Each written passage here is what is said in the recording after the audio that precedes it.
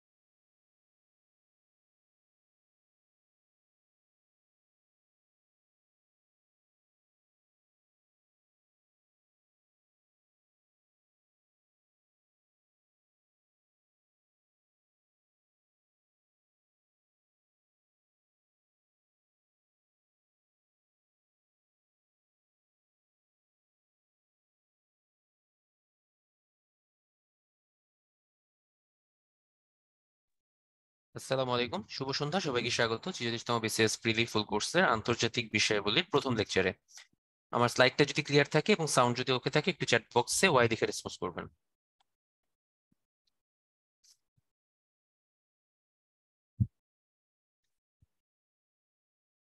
আচ্ছা, thank you. আজ আপনাদের সাথে প্রথম ক্লাস আন্তর্জাতিক বিষয়গুলি নিয়ে, এবং এটা সম্পূর্ণ নতুন একটা কোর্স। তো আমার সাথে অনেকেরই পরিচয় নেই, আবার কেউ কেউ হয়তো আগে থেকে পরিচয় আছে। স্বাক্ষর ভাই, আপনার হেডফোনে প্রবলেম আছে, আপনি একটু সাউন্ডটা বাড়িয়ে নেবেন, কারণ সাউন্ড আমার কাছে মনে হয় সবার কাছেই যথেষ্ট জোরালো শোনা যাচ্ছে। আচ্ছা, জি তো ভাইয়া, যেটা সাউন্ড বলছিলাম, ক্লিয়ার আছে ভাইয়া। হ্যাঁ, যেটা বলছিলাম যে আমার সাথে অনেকেরই পরিচয় আছে, কারো কারো নাই। তো সেক্ষেত্রে একটু পরিচয় দিয়ে শুরু করি, যেহেতু প্রথম ক্লাস। এবং এর সাথে মানে এরপর থেকে আমার সাথে আপনাদের অনেক দিনই কথা হবে বিভিন্ন টপিকে। সেটা হয়তো আন্তর্জাতিক বিষয় বলি, অথবা সেটা হতে পারে বিজ্ঞান, বা হতে পারে কম্পিউটার বা ম্যাথ, যে বিষয় হোক না কেন, অথবা নৈতিকতা, যেটাই হোক। তো আমার নাম সাব্বির আহমেদ, অলরেডি নাম জানেন। আমি পররাষ্ট্র মন্ত্রণালয়ের সহকারী সচিব হিসেবে কর্মরত আছি 38তম বিসিএস থেকে। ওকে।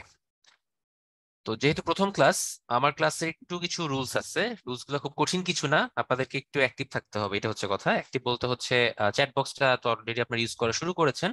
তো আমি যা যা জিজ্ঞেস করবো, যা যা বলবো, বা আপনার সাথে কোনো কিছু শেয়ার করার থাকলে, হোয়াট এভার ইট ইজ, এটা আপনার যদি কিছু মনেও চায় আমাকে বলবেন, whatever, it's up to you. এটা টপিক রিলেটেড হোক বা না হোক, সমস্যা নেই, জিজ্ঞেস করতে পারেন, কথা বলতে পারেন, সেটার জন্য চ্যাট বক্স। এবং আমি কিছু জিজ্ঞেস করলে ডেফিনেটলি ইউ শুড রেসপন্স।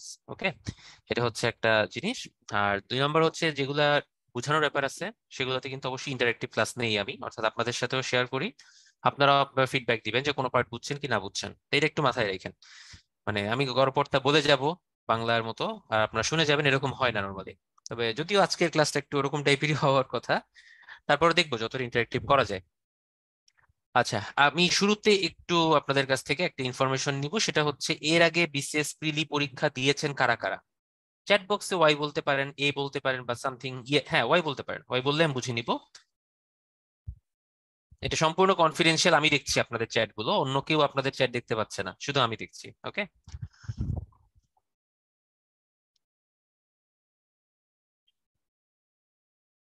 আচ্ছা, অনেকে দিয়েছেন, আবার অনেকেই দেননি, হোয়াটএভার, পার্সেন্টেজটা দেওয়ার পক্ষেই বেশি।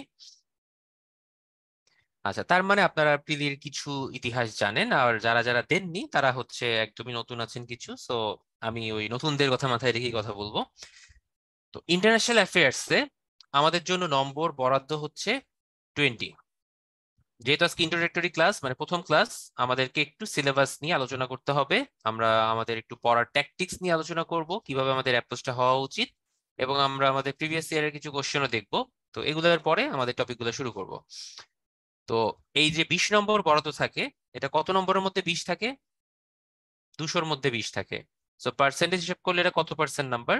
অনলি 10% নাম্বার হচ্ছে আপনার এই আন্তর্জাতিক বিষয়াবলী থাকবে। কিন্তু আমরা শুধুমাত্র আন্তর্জাতিক বিষয়াবলীটা প্রিলি পরীক্ষাতেই আমরা দিব এরকম না, এই জিনিসটা আপনার লিখিত পরীক্ষাতে থাকবে, ইভেন আপনার ভাইভাতেও থাকবে। অনেকে বলতে পারেন কিভাবে ভাই ভাইভাতে থাকে এই জিনিসটা। ভাইভাই থাকবে হচ্ছে, আপনি যে সাবজেক্ট থেকেই আসেন না কেন, বা যে ক্যারিয়ার চয়েস দেন না কেন, আপনাকে কিছু রিসেন্ট অ্যাফেয়ার্স বা সাম্প্রতিক বিষয় সম্পর্কে আইডিয়া রাখতে হয়। তো সেই জন্য আপনার যদি ইন্টারন্যাশনাল অ্যাফেয়ার্স এর বেসিকটি একটু ভালো হয়, বা আগে থেকেই আপনার পড়ার অভ্যাসটা থাকে, বা এই নলেজ গুলো আহরণ করার অভ্যাসটা থাকে, আপনাকে খুবই কাজে দিবে। তো এইগুলো একটু মাথায় রাখবেন। এই জায়গাটা নম্বর তোলার জন্য মোটামুটি ভালো একটা জায়গা। আপনি যদি একটু সিস্টেমেটিক ওয়েতে পড়েন, 20-এর মধ্যে 13-14 বা মানে 70% নাম্বার তোলা কোনো ব্যাপার না। আর যদি একদম র্যান্ডম পড়তে থাকেন, তাহলে এইখানে মানে খুব খারাপ করার পসিবিলিটিও আছে, নেগেটিভ খেয়ে এটা একদম শেষ হয়ে যাবেন। আবার এই জায়গায় সিলেবাসটার একটা নেতিবাচক দিক হচ্ছে, এখানে হচ্ছে আপনার হিউজ সিলেবাস, অনেক পড়াশোনা। আপনি যদি পড়া একবার শুরু করেন, মনে হবে যে শুধু এইটাই পড়ি, কারণ এখানে তো শেষই হচ্ছে না। তো এই হিউজ সিলেবাসটাও আপনাকে অল্প সময়ের মধ্যে একটা মানে সিস্টেমেটিক ওয়েতে আয়ত্ত করতে হবে। আমি এই জন্য বলছি সিস্টেমেটিক ওয়েতে আয়ত্ত, এটা হচ্ছে এমন না যে আপনি ধরে ধরে সব মুখস্থ করে গেলেন এবং সব আপনার মনে থাকবে। এটা কখনোই পসিবল না, যারা আগে প্রিলি দিয়েছেন তারা জানেন যে এখানে এত বেশি ইনফরমেশন থাকে যে সবকিছু মনে রাখাটা কষ্টকর হয়ে যায়। তো ভয় দিচ্ছি না বা নিরাশও করছি না, যেটা করবেন সেই বিষয়ে একটু আলোচনা করব। তো আজকের টপিক হচ্ছে আপনার বৈশ্বিক ইতিহাস। এর মধ্যে আমরা 3টে কন্টিনেন্টের ইতিহাস নিয়ে আলোচনা করব, এবং ইতিহাস বলতে ওই দেশগুলো সম্পর্কে আলোচনা করব। বাট আমাদের মনে হয় একটু সিলেবাস সম্পর্কে আইডিয়া নেওয়া দরকার, যে সিলেবাস আসলে কি কি থাকে। তো পিএসসির ওয়েবসাইটে সিলেবাসটা আছে, সেখান থেকেই নেওয়া হয়েছে। তো নম্বর তো 20 আগেই বলেছি। এখানে টোটাল 5টা, আমি বলতে পারি চ্যাপ্টার বলতে পারি এগুলাকে, 5টা চ্যাপ্টারে হচ্ছে ভাগ করা হয়েছে। তো প্রতিটা চ্যাপ্টারের জন্য বরাদ্দকৃত নম্বর হচ্ছে 4 করে। সো 4 × 5 = 20। তো আমি একটু চ্যাপ্টার গুলোর নাম দেখি। বৈশ্বিক ইতিহাস, আঞ্চলিক ও আন্তর্জাতিক ব্যবস্থা, ভূ রাজনীতি। তার মানে আমরা আজকে যে অংশটা পড়বো সেটা চ্যাপ্টার 1 এর মধ্যে পড়ছে, বৈশ্বিক ইতিহাসের মধ্যে পড়ছে। আচ্ছা, ভালো কথা। তো এই বৈশ্বিক ইতিহাসের মধ্যে সবগুলো মহাদেশ সম্পর্কে পরিচিতি, মহাদেশগুলোর দেশ সম্পর্কে, যেগুলো একটু ইম্পর্টেন্ট দেশ বা গুরুত্বপূর্ণ দেশ, সেগুলো সম্পর্কে একটা আইডিয়া নিতে হবে, পড়তে হবে।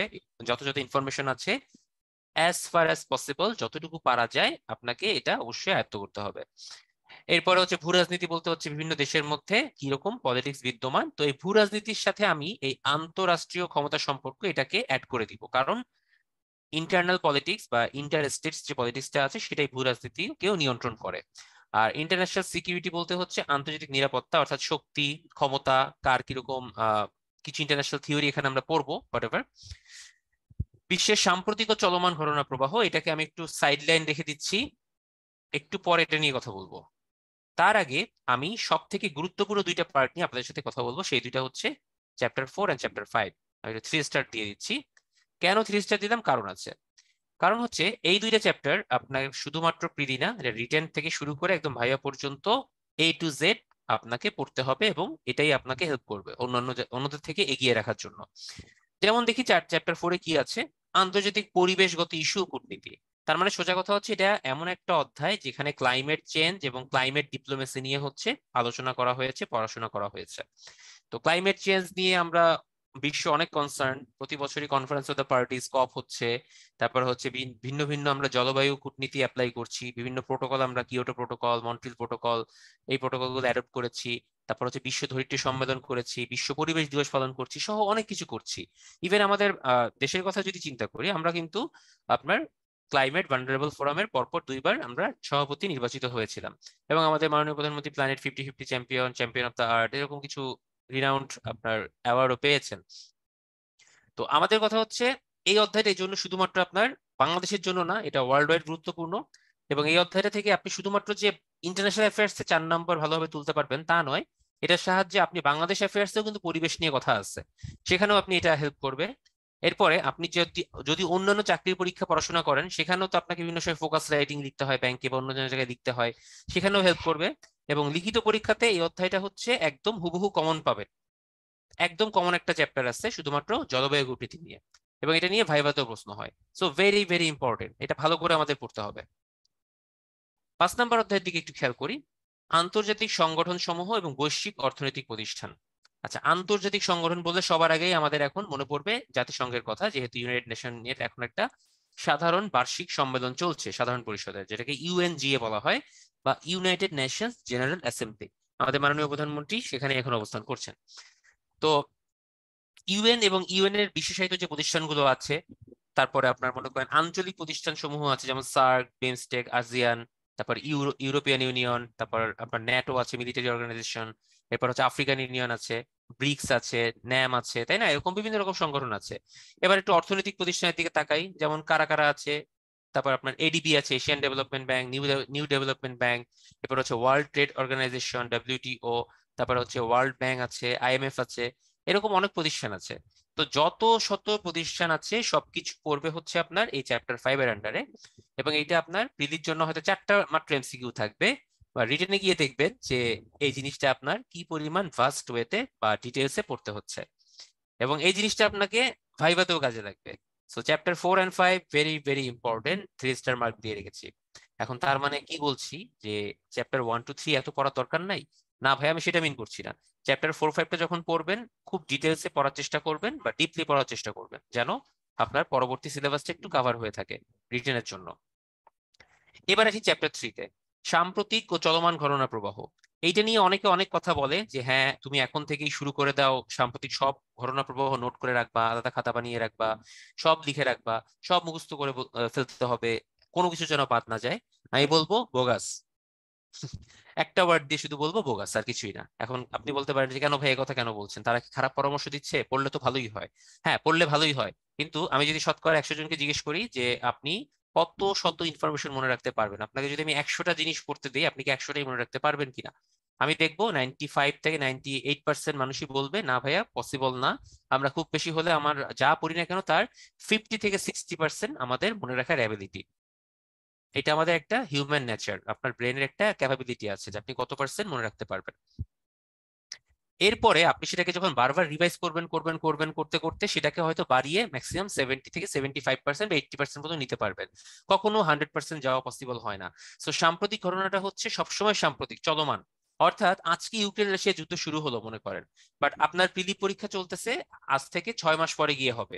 তো আপনি যে আজকে একটা ইনফরমেশন পড়লেন সেটা পড়ে থেমে থাকলে তো হবে না। আপনাকে সাম্প্রতিক গুলা হচ্ছে কন্টিনিউয়াস অ্যাসেসমেন্টের মাধ্যমে বা কন্টিনিউয়াস রিডিং অ্যাবিলিটির মাধ্যমে জিনিসটাকে আয়ত্ত রাখতে হবে। অর্থাৎ সবসময় একটু চোখ কান খোলা রাখতে হবে। এইটা আলাদা একটা টেকনিক আছে ভাইয়া। এই টেকনিকটা আমি একটু শেয়ার করছি একটু পরে। তার আগে 1 আর 2 হালকা একটু বলে নিই, তারপরে 3-এ যাচ্ছি। আচ্ছা, 4-5 টপিক পড়ার জন্য বই সাজেস্ট করতেন ভাই, এত আগে বই চিন্তা করেন না। এই দুইটার জন্য আবার আলাদা বই কেন রাখবেন? ওই যে বই পড়তেছেন ওই বই পড়বেন, আলাদা করে পড়ার কিছু নাই। ঠিক আছে? আর এগুলো যখন ক্লাসে পড়ানো হবে পরবর্তীতে তখন আমরা বই সাজেস্ট করে দিব। যেমন আজকের টপিক নিয়ে আমি বইয়ের কথা বলবো, টেনশনের কোনো কথা কারণ নাই, ধৈর্য ধারণ করতে হবে। আচ্ছা, আরো কয়েকটা প্রশ্ন আসছে, আমি একটু অ্যান্সার দিয়ে নিই, তাহলে অনেকেরই মনে খচখচ করতেছে যে ভাইয়া প্রশ্ন জিজ্ঞেস করলাম উত্তর দিচ্ছেন না কেন। আচ্ছা, কিভাবে পড়া মুখস্থ করতাম? ভাই আমার পড়া মুখস্থ তো আমার কাছে ভাই, আপনারটা আপনার করতে হবে। আমি এই বিষয়ে কোনো কথা নর্মালি বলি না ক্লাসগুলোতে, কারণ প্রত্যেকের নিজস্ব স্টাইল আছে। আমি বললাম যে আপনি এই ওয়েতে মুখস্থ করেন, অনেকে নিনজা টেকনিক দেয় যে মাত্র 5 মিনিটে সব পড়া মুখস্থ হয়ে যাবে। আমি বলবো সব ফাউল কথা। যে পড়তে পারে তার এমনিই পড়া হয়, যে পড়তে পারে না ভাই সে অনেক সময় নিয়ে চেষ্টা করে তারপর পড়তে হবে। তো যার সহজে পড়া মুখস্থ হয় না তার জন্য একটাই টোটকা, আপনি বারবার পড়েন এবং একই জিনিস কিছুদিন পর পর আবার পড়েন। এছাড়া আমার আর কিছু বলার নেই। ঠিক আছে? আচ্ছা, আরেকটা প্রশ্ন এসেছে, আহ কিভাবে সাজেস্ট করব? আপনি একদম নতুন বিসিএস দিচ্ছেন এবং ইন্টারন্যাশনাল অ্যাফেয়ার্স কোনো রিলেশন নাই।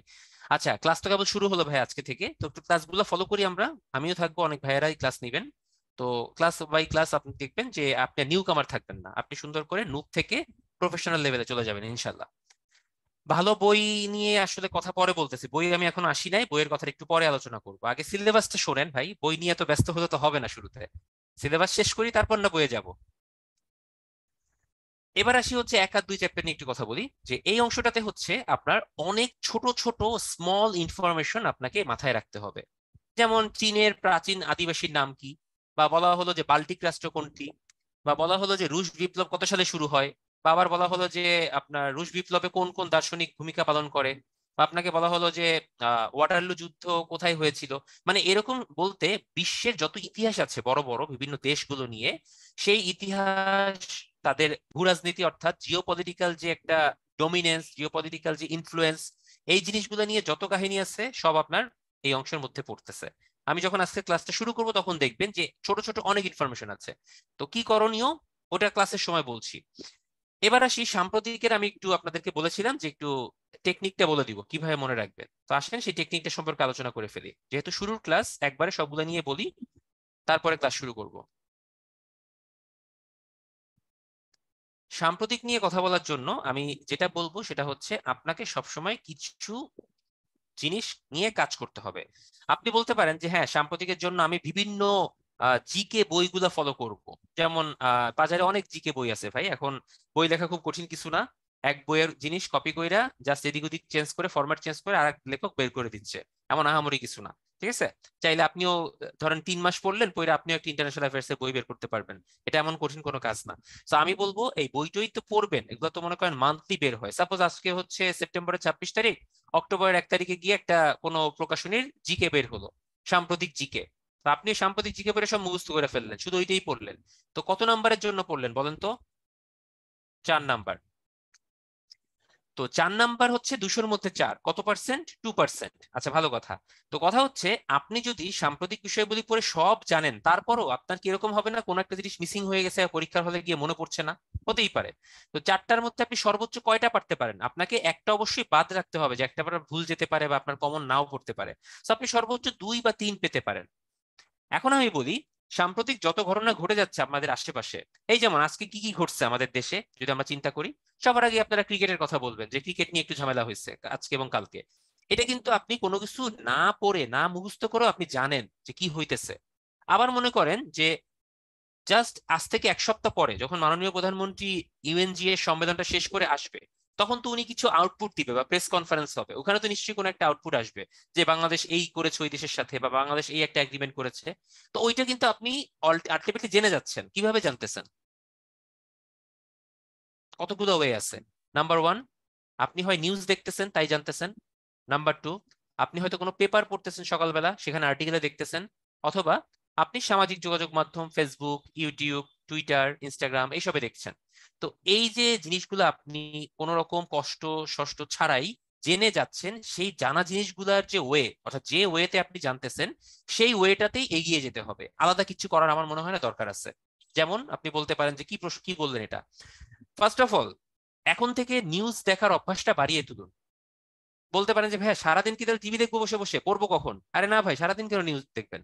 আপনি নিউজ দেখবেন হচ্ছে রাত 10টার পরে গিয়ে, 10টা থেকে 10:30, half an hour time select করেন। ওই সময়টাতে বাংলাদেশের যতগুলো নিউজ চ্যানেল আছে, আপনি চ্যানেল 71 থেকে শুরু করে ইন্ডিপেন্ডেন্ট চ্যানেল, সময় টিভি বা এটিএন নিউজ, তারপর যা যা আছে সবগুলো একটু 2-3 মিনিট করে করে প্রতিটা চ্যানেলে টাইম দিবেন। কি করবেন?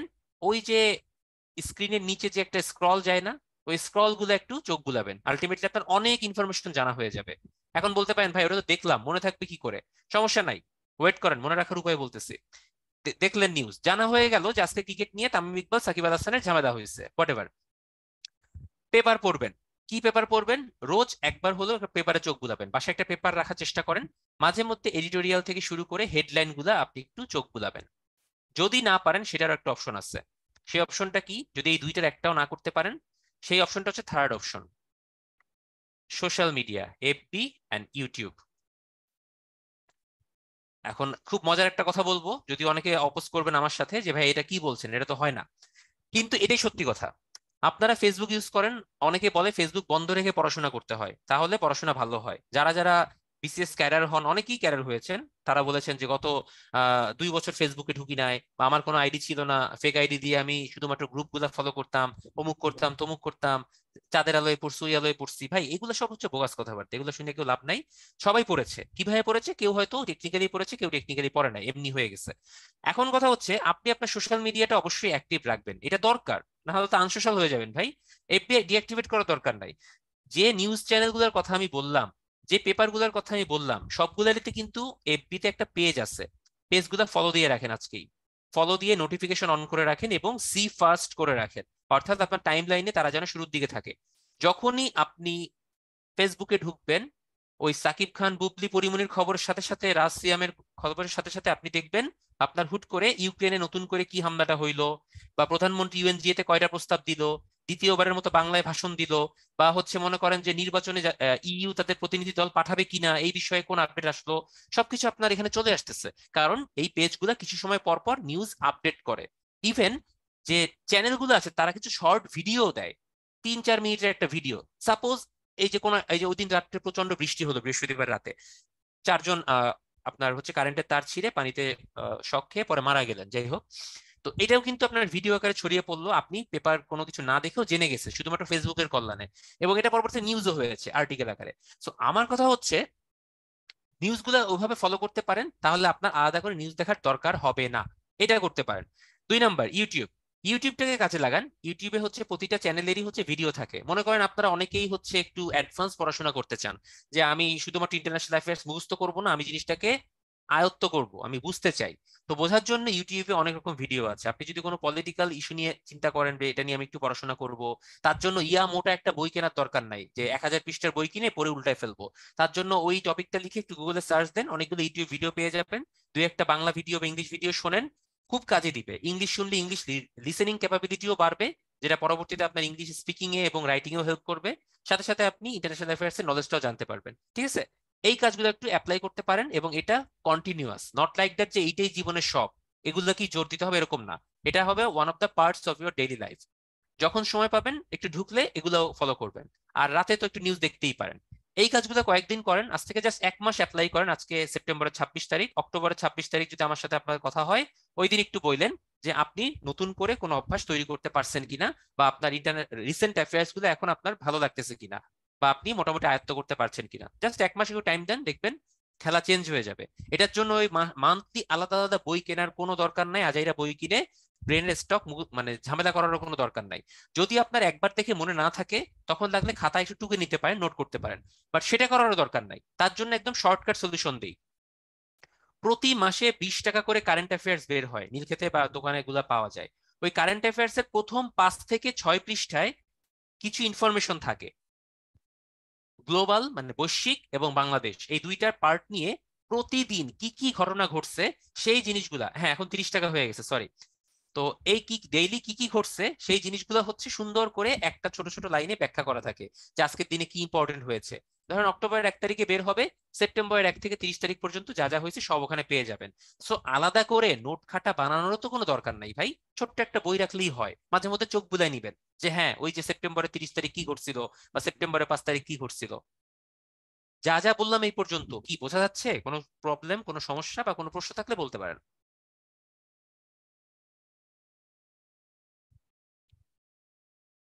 কোনো পার্টিকুলার ইউটিউব চ্যানেল ফলো করার দরকার নাই ভাইয়া, এটা চাইলে আপনি জাস্ট একটা টপিক নিয়ে সার্চ দেন। সাপোজ আপনি সার্চ দেন হচ্ছে কানাডা ইন্ডিয়ান রিসেন্ট ইস্যু, যে কানাডার যে ভিসা নিয়ে ঝামেলা হচ্ছে ইন্ডিয়ানদের সাথে, এবং তাদের যে একজন ডিপ্লোম্যাটকে পিএনজি করেছে, এটা নিয়ে যে ইস্যুটা তৈরি হয়েছে, আপনি সেগুলো নিয়ে জাস্ট একটু সার্চ দেন ইউটিউবে, দেখবেন অনেকগুলো চ্যানেলের ভিডিও চলে আসছে। একটা চ্যানেল একটু দেখেন বা একটা ভিডিও দেখেন, তখনই বুঝবেন সেই ভিডিওর কোয়ালিটি কেমন। ওই কোয়ালিটি বুঝলে আপনি নিজেই চ্যানেল পেয়ে যাবেন। আমি কোনো ভাই চ্যানেল ওভাবে মুখস্থ করে রাখি নাই, মাঝে মধ্যে দেখি দেখি তো যেটা চোখে আসে ওইটাই দেখি।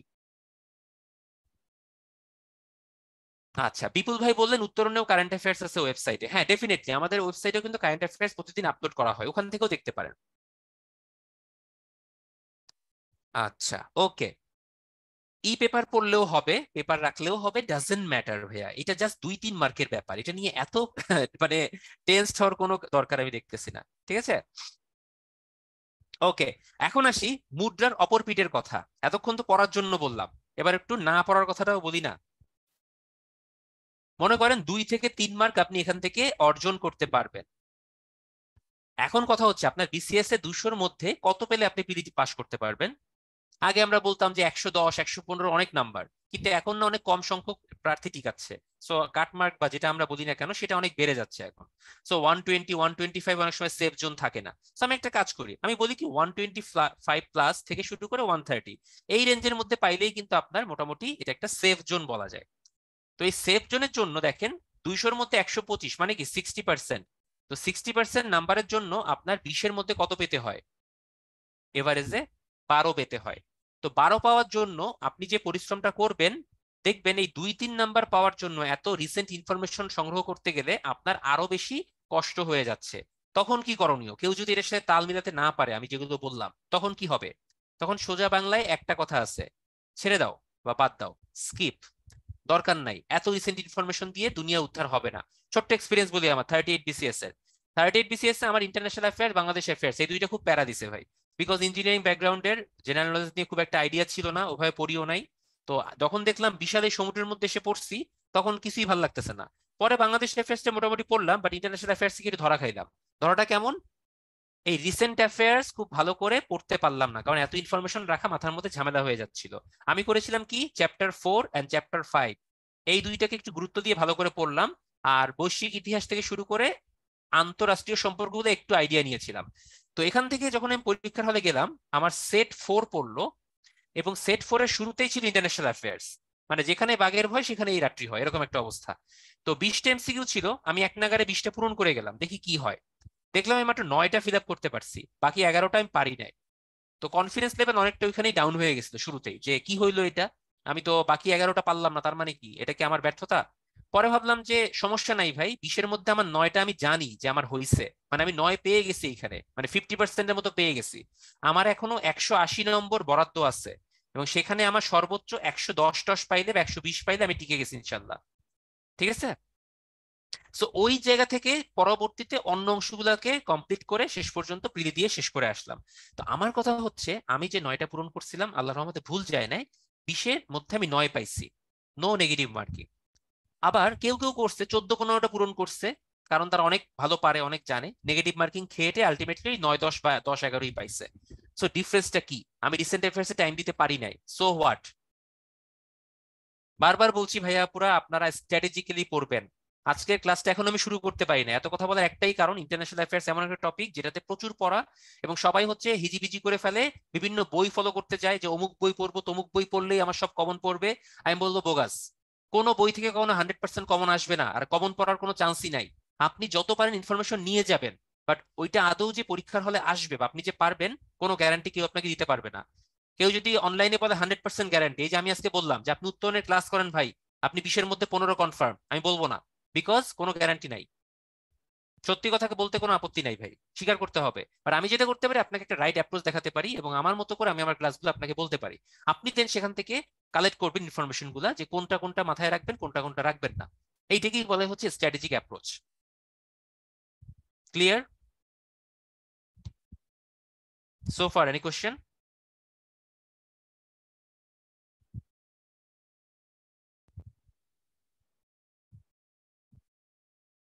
আচ্ছা, কেউ কেউ ভালো নিউজ চ্যানেল, পেপার, পত্রিকার নাম জানতে চাইছেন। ভাই এত নাম দিয়ে ভালো দিয়ে তো কিছু নাই ভাই। ওই সাকিব তামিমের নিউজটা যে চ্যানেলাই করবে, ওই একই জিনিস কিন্তু এটিএন নিউজও করবে, আবার ওই একই জিনিস কিন্তু ইএসপিএন ক্লিক ইনফো করতেছে। সো আলটিমেটলি আপনার কিন্তু ওই ভালো নিউজ চ্যানেল বলে কিছু নাই। অথেন্টিক সোর্সটা নেন, এটা হচ্ছে কথা, নেগেটিভ সোর্স নেওয়ার দরকার নাই, এইটাই হচ্ছে আমার ফাইনাল কথা। ওকে।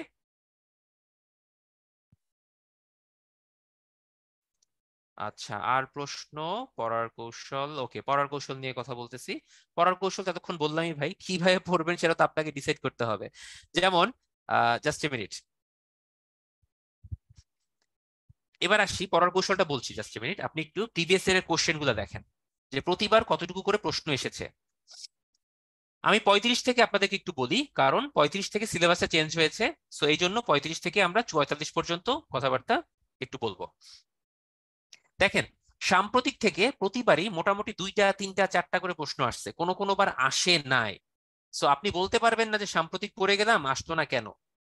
38-এ সাম্প্রতিক এসেছিল, 40-এও এসেছিল, কিন্তু এখানে এভাবে ওইভাবে দেওয়া নাই, মানে মহাদেশ ভিত্তিক কোনো সাম্প্রতিক নাই। আজকের ক্লাসের যে অংশগুলো সেগুলো নিয়ে কথা বলছি আর কি।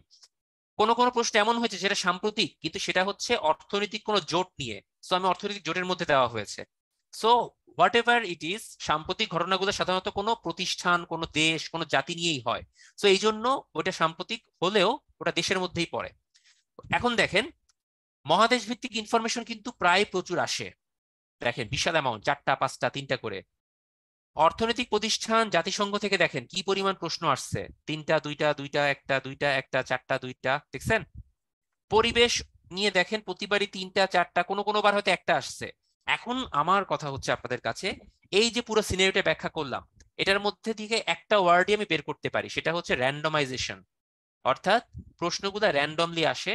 যদিও সিলেবাসে 4 নাম্বার দেওয়া থাকে প্রতিটা অধ্যায়ের জন্য, কিন্তু 4 নাম্বার সবসময় ফলো করা হয় না। তো আপনি হয়তো পড়ে গেলেন খুব সুন্দর করে যে আমি আন্তরাষ্ট্রীয় সম্পর্কতে সব পড়ে গেছি, আমি 4-এ 4 পাবো, দেখা গেল ওখান থেকে প্রশ্ন আসছে মাত্র 2টা।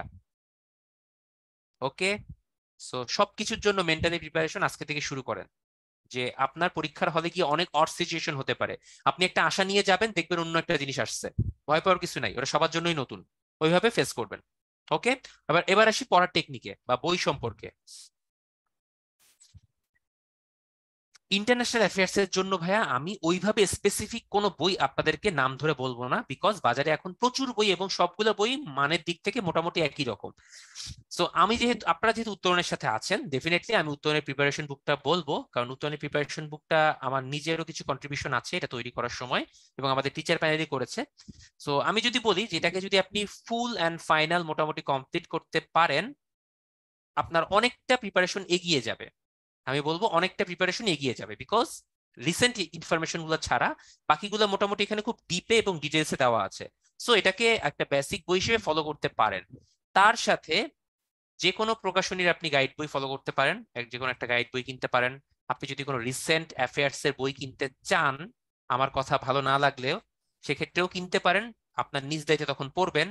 এবং আমি তো বলেছি যে news paper, article, Facebook, YouTube এগুলো করবেন, এবং সাথে হচ্ছে কারেন্ট অ্যাফেয়ার্স একটা করে মান্থলি রাখতে বলেছি। এই কারেন্ট অ্যাফেয়ার্সটা প্রতি মাসে রাখবেন, এবং সেখান থেকে ওই প্রথম 5-6 পৃষ্ঠা একটু পড়বেন। তাতে হবে কি, মান্থলি অ্যাফেয়ার্স আর আপনার নতুন করে পড়তে হবে না। তো এখন কথা হচ্ছে, প্রতিদিনের যে টপিক, সেই টপিক অনুযায়ী বইয়ের নাম বলবো বা বইয়ের কথা বলবো। যেমন আজকের জন্য আমাদের প্রিপারেশন বুকটা ভালো করে ফলো করেন, আর যে কোনো একটা গাইড বই রেফারেন্স হিসেবে দেখতে পারেন, আপ টু ইউ। আর কিছু লাগার কথা না। ওকে, ক্লাস শুরু করব। এমনি প্রশ্ন? এগুলো গেল ইনিশিয়াল কথাবার্তা সব। আচ্ছা, একজন বলেছেন যে MP3 বইটা কেমন হবে। হ্যাঁ, MP3 বই তো ভালো, অনেকেই তো ভালো বলে, আমি নিজেও তো পড়েছিলাম। তো পড়তে পারেন, সমস্যা নাই।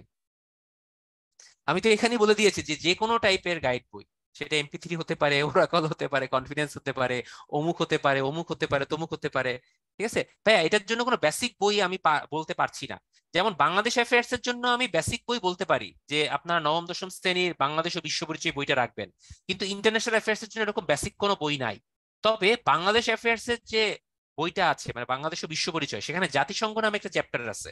ওই জাতিসংঘ চ্যাপ্টারে খুব কম ইনফরমেশন দেওয়া, নবম দশম শ্রেণীর যে বইটা আছে ওইটা ফলো করতে পারেন ওই অধ্যায়ের জন্য। বাট খুব বেশি উপকার হবে না আর কি, এই জন্য বলছি না।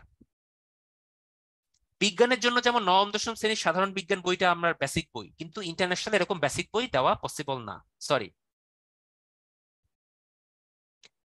জুবায়ের ভাই, আমার পার্সোনাল কোনো বই নাই ভাই, পার্সোনাল বই সাজেস্ট করতে পারছি না। সরি, এরকম রিকোয়েস্ট অনেকে করেছেন যে গাইড বই হিসেবে কোনটা সাজেস্ট করব, ভাই আমি সাজেস্ট করতে পারছি না, সরি। আপনি যে কোনো একটা গাইড বই নিতে পারেন, সব বইতেই ইনফরমেশন মোরলেস সেম। ঠিক আছে, ওই যে একটু আগে বললাম যে সাকিব তামিমের ঘটনা সব বই একই রকম ভাবেই লিখবে, আপনি ইনফরমেশনটা পড়েন, নাথিং এলস। বিপুল ভাই দেখতে পারেন, সমস্যা নাই।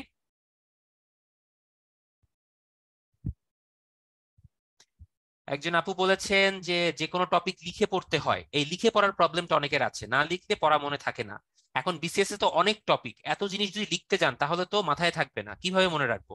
গুড কোশ্চেন, এবং এটা অনেকেরই প্রশ্ন আমি জানি। লিখে পড়ার অভ্যাস কিন্তু ভাই আমারও ছিল, আমি নিজেও লিখে পড়তাম আমার ইঞ্জিনিয়ারিং লাইফে, কারণ ইকুয়েশন ছিল, এমসি, তারপর হচ্ছে আপনার ক্যালকুলেশন ছিল, ম্যাথ ছিল, লিখে লিখে করতে হতো। বাট বিসিএস এ এসে এই অভ্যাসটা আমার চেঞ্জ করতে হয়েছে। তো আমি বলবো অভ্যাসটা চেঞ্জ করেন। যে কোনো একটা টপিক যদি সব লিখতে যান এত সময় পাবেন না।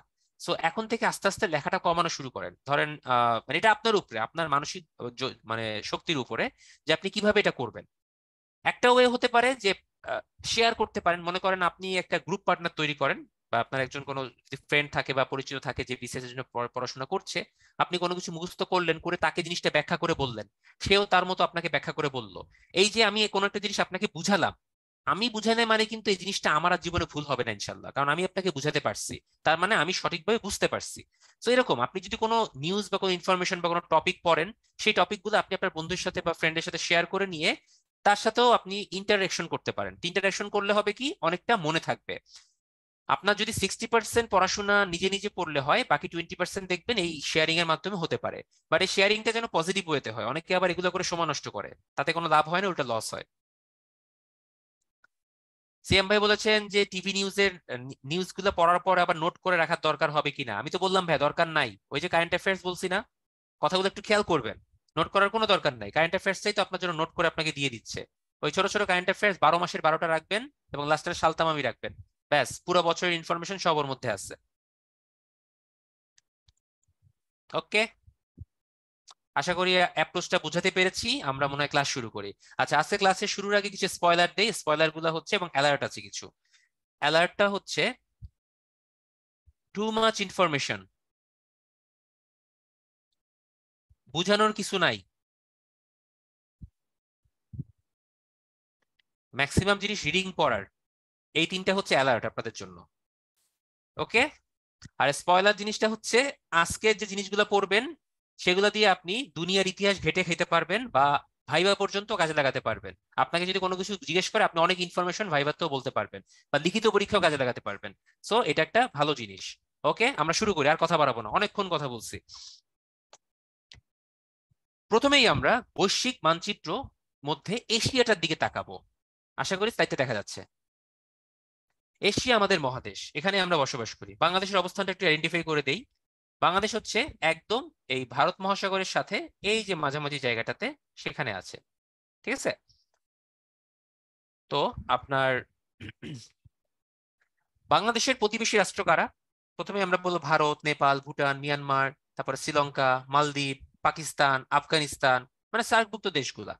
আচ্ছা, যদি আমরা একটু উত্তরের দিকে যাই, উত্তরে দিয়ে গেলে বড় সড়ো চীন আছে আমাদের বাণিজ্য পার্টনার, আরো উত্তরে গেলে মঙ্গোলিয়া, এরপর উত্তরে গেলে রাশিয়া। তো রাশিয়াকে আমরা এশিয়ার মধ্যে দেখাচ্ছি না, কারণ এটা হচ্ছে একটা দুই আপনার কন্টিনেন্টের মধ্যেই পড়েছে, অর্থাৎ এশিয়া এবং ইউরোপ দুইটার মধ্যে পড়েছে, এটাকে ইউরেশিয়া বলা হয়। যাই হোক, এরপর আমরা যদি একটু পশ্চিম দিকে পূর্ব দিকে যাই, তাহলে দেখবো আমাদের মিয়ানমারের পরে আছে আমাদের আসিয়ানভুক্ত কান্ট্রি গুলা, Laos, Thailand, Cambodia, Vietnam, Malaysia, Singapore, Indonesia, এগুলো আছে। আর একটু দূরে গেলে আমরা পড়বো হচ্ছে চীনের নিচে হংকং, তাইওয়ান, ফিলিপাইন, ব্রুনেই, এগুলো আছে। যদি একটু আমরা উত্তর পূর্ব দিকে তাকাই তাহলে দুই কোরিয়া পাবো, জাপান পাবো, আমাদের বন্ধু প্রতিম রাষ্ট্র, বিভিন্ন কাজে সহায়তা করে।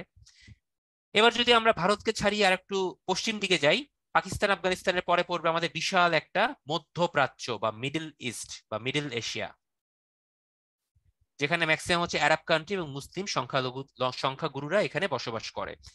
এবং এরপর যদি আরেকটু আমরা জাস্ট পশ্চিম দিকে যাই, সেখানে পড়বে হচ্ছে সেই ইসরায়েল সম্বলিত ফিলিস্তিন, লেবানন, এবং তাদের উপরে পড়বে মাল্টি কালচারাল একটা দেশ, সেটা হচ্ছে তুরস্ক, কনস্টান্টিপল সভ্যতা, বাইজেন্টাইন সাম্রাজ্য।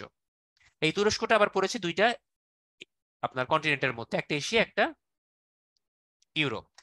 তুরস্কের যে সিটি ইস্তানবুল, সেটা সম্পূর্ণভাবেই হচ্ছে আপনার ইউরোপ এবং এশিয়া দুইটার মাঝামাঝি পড়েছে। এগুলো রেখে আমরা যদি একটু আবার উপরের দিকে, উত্তর দিকে ঢুকি, তাহলে Turkmenistan, Kazakhstan, Uzbekistan, Georgia, Armenia, এই টাইপের কিছু দেশ পাবো, যেগুলো হচ্ছে আলটিমেটলি আপনার সোভিয়েত ইউনিয়ন ভেঙেই পরবর্তীতে তৈরি হয়েছে। ওকে, সো এই সব দেশগুলো নিয়েই হচ্ছে আমাদের এশিয়া। তো এশিয়ার বৈশ্বিক ইতিহাস পড়তে গেলে আমাদের যারা যারা এখানে প্রধান অ্যাক্টর তাদেরকে পড়তে হবে। So what to read, main কান্ট্রিগুলো এখান থেকে আমরা ভালো করে পড়বো, যেমন ইন্ডিয়া, চায়না, জাপান, মিডল ইস্টের কান্ট্রিগুলো একসাথে, সাউথ ইস্ট এশিয়ার কান্ট্রিগুলো একসাথে, এগুলো ডিটেলস পড়তে হবে। 2 নাম্বার, এমসিকিউ প্রশ্ন এখান থেকে মোটামুটি ভালোই আসে, মোটামুটি 2-3টা প্রশ্ন আপনি এখান থেকে কমন পাবেন। সো ভালোভাবে পড়তে হবে, ছোট ছোট ইনফরমেশন প্রচুর পড়তে হবে, বারবার পড়তে হবে। আজকে পড়লেন আমার ক্লাসের পরে, কালকে বা পরশুদিন আমাদের ডেইলি এক্সামটা দিলেন, দেওয়ার পর 1 মাসের মধ্যে এই টপিকটা ধরলেন না, আপনার মাথা থেকে আউট হয়ে যাবে, 20% দেখবেন মনে আসছে, আর মনে নাই। সো 1 মাস পর বা মোটামুটি 3 সপ্তাহ পর আমি রিকোয়েস্ট করি সবাইকে, প্রিলি পরীক্ষায় যাই পড়েন না কেন, উইদিন 3 উইকস বা 21 দিনের মধ্যে সেটা আরেকবার রিভিশন দেওয়া। কেমনে দিবেন আমি জানি না, বাট দিতে হবে। আধা ঘন্টা সময় হলেও ওই পড়াটা চোখ বুলাতে হয়, তাহলে দেখবেন ওইটা স্থায়ীভাবে ধীরে ধীরে আপনার মনের মধ্যে গেঁথে যাবে, তখন আর ভুলবেন না। এটা হচ্ছে মেইন নিনজা টেকনিক, এর উপর আর কোনো টেকনিক হয় না, অ্যাপ্লাই করে দেখতে পারেন। আচ্ছা, এই হচ্ছে আমাদের মোটামুটি পড়ার বিষয়, আমরা এখন এক এক করে একটু অগ্রসর হই। প্রথমেই ইন জেনারেল এশিয়া মহাদেশের তথ্যাবলি দেখি। এগুলো কিছু কমন ইনফরমেশন, আমরা ছোটবেলায় যে বিশ্ব পরিচয় বা আজকের বিশ্ব এই টাইপের কিছু বই টই পড়তাম না, ওই বইগুলা, বা ভার্সিটি অ্যাডমিশন টেস্টে যে আমরা কিছু মহাদেশ পরিচিতি পড়তাম বা বিশ্ব পরিচিতি পড়তাম, সেই টাইপের প্রশ্নগুলো নিয়েই হচ্ছে এইখানে কিছু ইনফরমেশন দেখবো। যেমন এশিয়ার মেইন কথা হচ্ছে সেটা পৃথিবীর বৃহত্তম মহাদেশ, তারপর হচ্ছে এখানে জনসংখ্যা অনেক বেশি, আয়তনও বেশ বড়, মোট দেশ হচ্ছে 46টা, স্বাধীন 44টা, পরাধীন 2টা। By the way, red mark করা যে ইনফরমেশন গুলো আছে সেগুলা কিন্তু একটু ইম্পর্টেন্ট। ওকে, কোন দেশটা বৃহত্তম আয়তন জনসংখ্যায়? চীন। সব থেকে ক্ষুদ্র হচ্ছে মালদ্বীপ। সব থেকে বড় অরণ্য আছে তৈগাতে। বৃহত্তম সাগর হচ্ছে দক্ষিণ চীন সাগর বা সাউথ চায়না সি, যেটা নিয়েই বর্তমানে কিন্তু বিভিন্ন পলিটিক্স ঘুরতেছে বা বিভিন্ন ঝামেলা হচ্ছে। ওকে, বৃহত্তম দ্বীপ হচ্ছে আপনার ইন্দোনেশিয়ার বোর্নিও, অপর নাম কালিমান্তান। বৃহত্তম হ্রদ কোনটা? কাস্পিয়ান হ্রদ। গভীরতম হ্রদ কোনটা? বৈকাল হ্রদ। আচ্ছা, এই যে স্লাইডটা আপনাদেরকে বললাম ভাইয়া আপুরা, একটু আমার কথাটা খেয়াল করেন। বলেন তো ভাই, আমি আপনাকে এখান থেকে কি পড়িয়ে দিতে পারি, আপনাকে কি আমি মনে রাখতে রাখতে সহায়তা করতে পারি?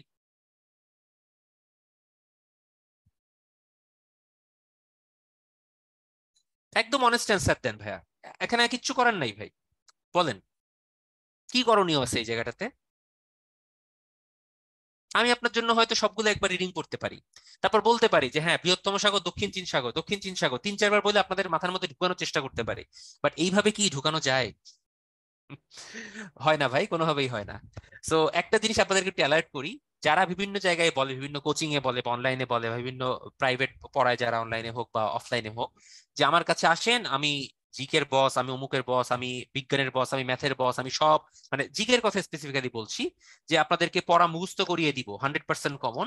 আমি বলবো ভাই লাভ নাই, যে নিজে পড়ে সেই ভালো করে, যে নিজে পড়ে না সে কিচ্ছু করতে পারে না। আপনাকে কেউ কোনো কিছু পড়িয়ে দিতে পারবে না, এটা কখনোই পসিবল হয় না। ঠিক আছে, সো নিজে পড়ার প্র্যাকটিস করেন এখন থেকে, তা না হইলে কিন্তু ধরা। ওকে, আচ্ছা, তৈগা নিয়ে অনেকে কথা বলছেন যে তৈগা অরণ্যটা কোথায়। তৈগাটা হচ্ছে আপনার রাশিয়ার নিচের দিকে যে সাইবেরিয়ার একটা বৃহত্তম বন, এটা এশিয়ার মধ্যে পড়েছে। এটা হচ্ছে আপনার তৈগা বনভূমিটা আপনার এর মধ্যে পড়েছে, এবং এখানে হচ্ছে প্রচুর পরিমাণ পার্চ, তারপর হচ্ছে ব্রুচ, এই টাইপের কিছু গাছ টাছ আছে। একটু অনলাইনে সার্চ দিয়ে, ঠিক আছে, এইটাই। আচ্ছা, কিছু প্রশ্ন পেয়েছি যে কিছু ট্রিক্স এন্ড ট্রিপস শিখিয়ে দিলে হলো, এরকম ইনফো মনে রাখার জন্য। আচ্ছা, খুব ভালো কথা বলছেন ভাই, কিছু টিপস এবং ট্রিক্স শিখিয়ে দেওয়া। এগুলোর জন্য অনেস্টলি ভাইয়া কোনো ট্রিপস নাই। মনে করেন কোনো কোনো জিনিস মনে রাখার জন্য কিছু ছড়া থাকে বা কিছু রাইম থাকে। যেমন রাইম মনে রাখলে ওই দেশগুলোর নাম মনে থাকে, বা রাইম মনে রাখলে ওই মৌলগুলার নাম মনে থাকে, এরকম কিছু আছে। বাট এই ইন্টারন্যাশনাল অ্যাফেয়ার্স এত বেশি ইনফরমেশন যে আপনার রাইম মনে রাখতে গেলে বা এই টাইপের রাইম তৈরি করতে গেলেও আপনার নাকানি চুবানি খাইতে হবে। সো ঠাডা মুখস্থ ছাড়া কোনো উপায় নাই, শিমুল ভাই যেটা বলছেন। ওকে, রিভাইজ দিবেন আর কিছু না।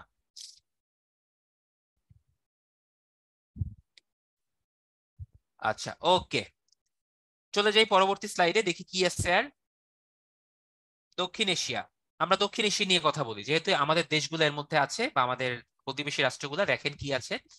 ভারত বড় দেশ, নেপাল, ভুটান, বাংলাদেশ, শ্রীলঙ্কা, মালদ্বীপ, পাকিস্তান, আফগানিস্তান, সার্কভুক্ত যে দেশগুলো আছে। এই দেশগুলো সম্পর্কে কিছু কমন ইনফরমেশন জানতে হবে। যেমন দক্ষিণ এশিয়ার যদি আমি জিওগ্রাফিক্যাল কথা চিন্তা করি, সব থেকে বড় রাষ্ট্র কিন্তু ভারত, দেখাই যাচ্ছে। সব থেকে জনবহুল রাষ্ট্র ভারত। আবার যদি একদম ছোট্ট চিন্তা করি, দেখেন মালদ্বীপ, ছোট্ট, দেখাই যাচ্ছে না। তো জনসংখ্যার দিক থেকেও কিন্তু মোটামুটি ছোট হবে। আবার যদি আমি বলি যে এখানে কোনো দেশের মধ্যে রাজতন্ত্র আছে কিনা, আমি বলবো হ্যাঁ, ভুটানের রাজতন্ত্র আছে।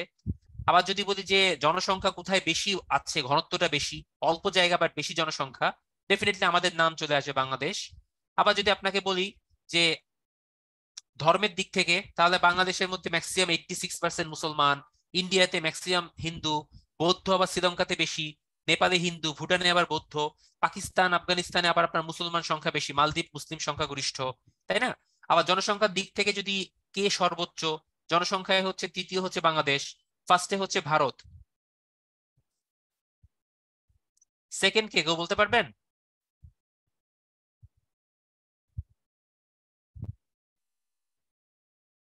ইয়েস, পাকিস্তান। এই চায়না আসতেছে কোত্থেকে ভাই? রামায়ণ পড়ার পর এখন রাম সীতা নিয়ে প্রশ্ন করতেছে যে সীতারামের ভাই হয় না বোন হয়। এটা তো দক্ষিণ এশিয়া নিয়ে কথা ভাই, এখানে চায়না আসলো কোত্থেকে? দক্ষিণ এশিয়ার মধ্যে বলছি। দক্ষিণ এশিয়ার মধ্যে বাংলাদেশ হচ্ছে থার্ড। যাই হোক, এই হচ্ছে মোটামুটি এইখানের ইনফরমেশন। এক ওয়ান বাই ওয়ান আমরা স্লাইড একটু যাই, ঠিক আছে? তাহলে অনেক কিছু ক্লিয়ার হবে। তো আমরা এখন এই যে আমাদের দক্ষিণ এশিয়ার কিছু ইতিহাস দেখি, বা ভারতের একটু ইতিহাস দেখি, কারণ দক্ষিণ এশিয়া বলতে আসলে ভারতটাকে মিন করা হয়, বা ভারতীয় উপমহাদেশের কথা মিন করা হয়। তো আপনারা বলেন, ভারতীয় উপমহাদেশের যদি ইতিহাস পড়তে হয় কোত্থেকে পড়বেন? এখান থেকে পড়বেন নাকি বাংলাদেশ অ্যাফেয়ার্স এর যে আমাদের বাংলাদেশের ইতিহাস আছে, মুঘল সাম্রাজ্য, সুলতানি শাসন, তারপর হচ্ছে পাল বংশ, সেন বংশ, এই টাইপের ইতিহাস আছে, ওখান থেকে পড়বেন? কোনটা করবেন? ওইখান থেকে পড়বেন। ওইটা ডিটেলস পড়লে এখানে ইনফরমেশন কভার হয়ে যাবে, ঠিক আছে? এখান থেকে ওইগুলো কোনো দরকার নাই, ওখান থেকে পড়বেন। আচ্ছা, দেখি ইতিহাসে কি আছে। ভারতীয় ইতিহাসের মধ্যে মেইন ইতিহাসটা হচ্ছে 1757 সালে পলাশির যুদ্ধের মাধ্যমে স্বাধীনতা চলে যায় এবং ব্রিটিশদের শাসন শুরু হয়। এরপরে 100 বছর পর একটা ব্রিটিশ সিপাহী বিদ্রোহ হয়। তারপরে স্বাধীনতা লাভ করা হচ্ছে 47 সালের 15ই আগস্ট। তারপর হচ্ছে ইন্ডিয়ান কিছু দিবস আমাদের একটু মনে রাখতে হতে পারে, বলতে পারে না যে ভারতের প্রজাতন্ত্র দিবস কবে, প্রশ্ন হতেই পারে। আপনি বলতে পারবেন না যে ভারত নিয়ে কেন এত প্রশ্ন করতে হবে, কিছু করার নাই, আসতেই পারে। সো পড়বেন 26শে জানুয়ারি ভারতের প্রজাতন্ত্র দিবস। জাস্ট মুখস্থ ভাইয়া, নাথিং টু সে। অঙ্গরাজ্য কয়টা? অঙ্গরাজ্যগুলো অ্যাটলিস্ট মনে রাখেন 28টা। আগে কয়টা ছিল বলেন তো?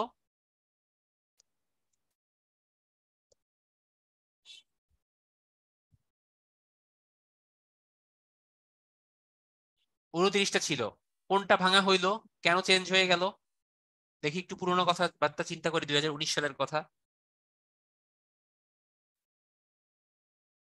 ইয়েস, কাশ্মীরের মর্যাদা হ্রাস, জম্মু কাশ্মীর, ঠিক আছে? এটাকে আপনার অঙ্গরাজ্য থেকে বাদ দেওয়া হয়েছে। যাই হোক, তখন 28টা হয়ে গেছে। এবং লাস্ট অঙ্গরাজ্য হচ্ছে তেলেঙ্গানা। আচ্ছা, ভারতে কিন্তু আপনার কেন্দ্র শাসিত কিছু অঞ্চল আছে আর কিছু অঙ্গরাজ্য আছে। তো অঙ্গরাজ্যের সাথে সাথে কেন্দ্র বা সেন্ট্রাল গভর্নমেন্ট দ্বারা শাসিত হয় এরকম কিছু জায়গা আছে। সেই জায়গা হচ্ছে আপনার 8টা। বাট আগে 19 সালে ছিল হচ্ছে 7টা। একটা বাড়ানো হয়েছে, মানে অঙ্গরাজ্য থেকে নিয়ে নেওয়া হয়েছে, সেটা যোগ করা হয়েছে হচ্ছে কেন্দ্র শাসিত অঞ্চলের মধ্যে। যেমন কাশ্মীর, জম্মু কাশ্মীর ও লাদাখকে হচ্ছে কেন্দ্রে নিয়ে আসা হয়েছে। মানে তোমার যে বিশেষ মর্যাদা ছিল অঙ্গরাজ্য হিসেবে, সেটা এখন আর থাকবে না। ওকে, সেভাবে মনে রাখবেন, 29 থেকে 28 হয়েছে, 7 থেকে 8 হয়েছে।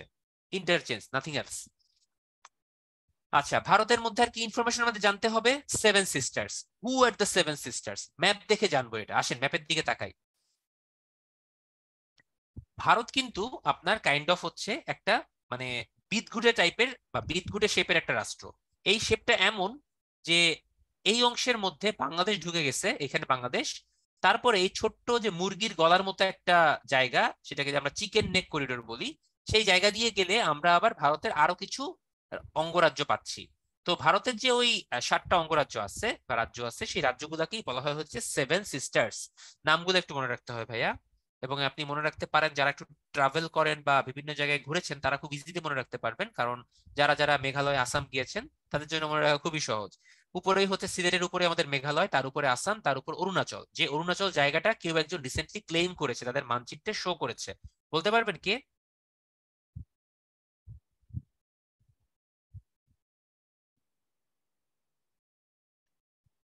আচ্ছা, আপনারা যদি সবই খোঁজ খবর রাখেন ভাই, আপনাদেরকে আমি আর কি বলবো। দেখেন, এই তো এগুলোই ভালো ভাই, এরকম টাইপের জিনিসপত্র একটু খোঁজ খবর রাখতে হবে। ওকে, ভেরি গুড। হ্যাঁ ভাইয়া, চায়না তাদের ম্যাপে অন্তর্ভুক্ত করেছে। আচ্ছা, এরপরে আমাদের যদি আমাদের বর্ডার দিক থেকে চিন্তা করি, কুমিল্লার ওই সাইডে ত্রিপুরা আছে, তারপরে মিজোরাম আছে মিয়ানমারের সাথে, এদিকে মণিপুর আছে, নাগাল্যান্ড আছে। সেই হচ্ছে টোটাল আপনার 7টা অঙ্গরাজ্য, যাদেরকে সেভেন সিস্টার্স বলে। রাজধানীগুলো একটু দেখেন, নট লাইক দ্যাট সবগুলো মনে রাখতে হবে। আসামের রাজধানী দিসপুর, এইটা অনেক সময় আসে, এটা একটু মনে রেখেন। ভারতে প্রজাতন্ত্র ঘোষণা করা হয় কবে? এটা একটা পোল কোশ্চেন। আমি স্লাইডে অলরেডি আপনাদেরকে দেখাইছি, বাট একবার দেখে কার কার মনে আছে আসলে আমি জানি না, মনে রাখাটা পসিবলও না। ভারতে প্রজাতন্ত্র ঘোষণা করা হয়েছে 26শে জানুয়ারি 1950 সালে। আমি অ্যান্সারটা দিয়ে দেই, পোল কোশ্চেন লঞ্চ করছি না। ওকে। আচ্ছা, ভারতের এবার কিছু ইনফরমেশন জানবো। এতক্ষণ তো ভারত সম্পর্কে বেসিক ইনফরমেশন দেখলাম, যে কতগুলো রাজ্য আছে, কতগুলো কেন্দ্রশাসিত অঞ্চল আছে। আমরা এখন দেখব ভারতের এমন কিছু তথ্য বা এমন কিছু জিনিস যেগুলো হচ্ছে বিরোধপূর্ণ, অর্থাৎ যেগুলোর মধ্যে জিও পলিটিক্যাল ইস্যু আছে। প্রথমেই কাশ্মীর সমস্যা। কাশ্মীর সমস্যা সে নতুন কিছু বলার নাই ভাইয়া। কাশ্মীর হচ্ছে আপনার এমন একটা জায়গা যেটা হচ্ছে মুসলিম সংখ্যাগরিষ্ঠ ছিল, কিন্তু তাদের রাজা ছিল হচ্ছে হিন্দু। সো রাজা চাচ্ছিল হিন্দু ভারতের সাথে যোগদান করবে 1947 সালে দেশ বিভাগের পরে। অন্যদিকে মুসলিম যারা সংখ্যা গরিষ্ঠ আপনার যে জনগণ আছে, তারা যাচ্ছে পাকিস্তানের সাথে থাকতে। তো এটা নিয়ে ঝামেলা হয়। তো এটা নিয়ে হচ্ছে আপনার পরপর 3টা যুদ্ধ হয়েছে বিভিন্ন সময়। 1947-এ একবার হলো শুরুতেই, 65-তে একবার হলো, যখন যেটার ইম্প্যাক্ট আমাদের উপরও পড়েছিল, এবং যার ফলশ্রুতিতে আমাদের পরবর্তীতে আমাদের জাতির পিতা বঙ্গবন্ধু শেখ মুজিবুর রহমান 6 দফা দাবি উত্থাপন করেছিলেন পরের বছরেই। এবং এই 1965 সালের যুদ্ধটা একটা স্পেসিফিক চুক্তির মাধ্যমে 1966 সালে 10 জানুয়ারি যেটা হয়েছিল, রাশিয়ার মধ্যস্থতায় বা সোভিয়েত ইউনিয়নের মধ্যস্থতায়। বলতে পারবেন সেই চুক্তিটার নাম কি?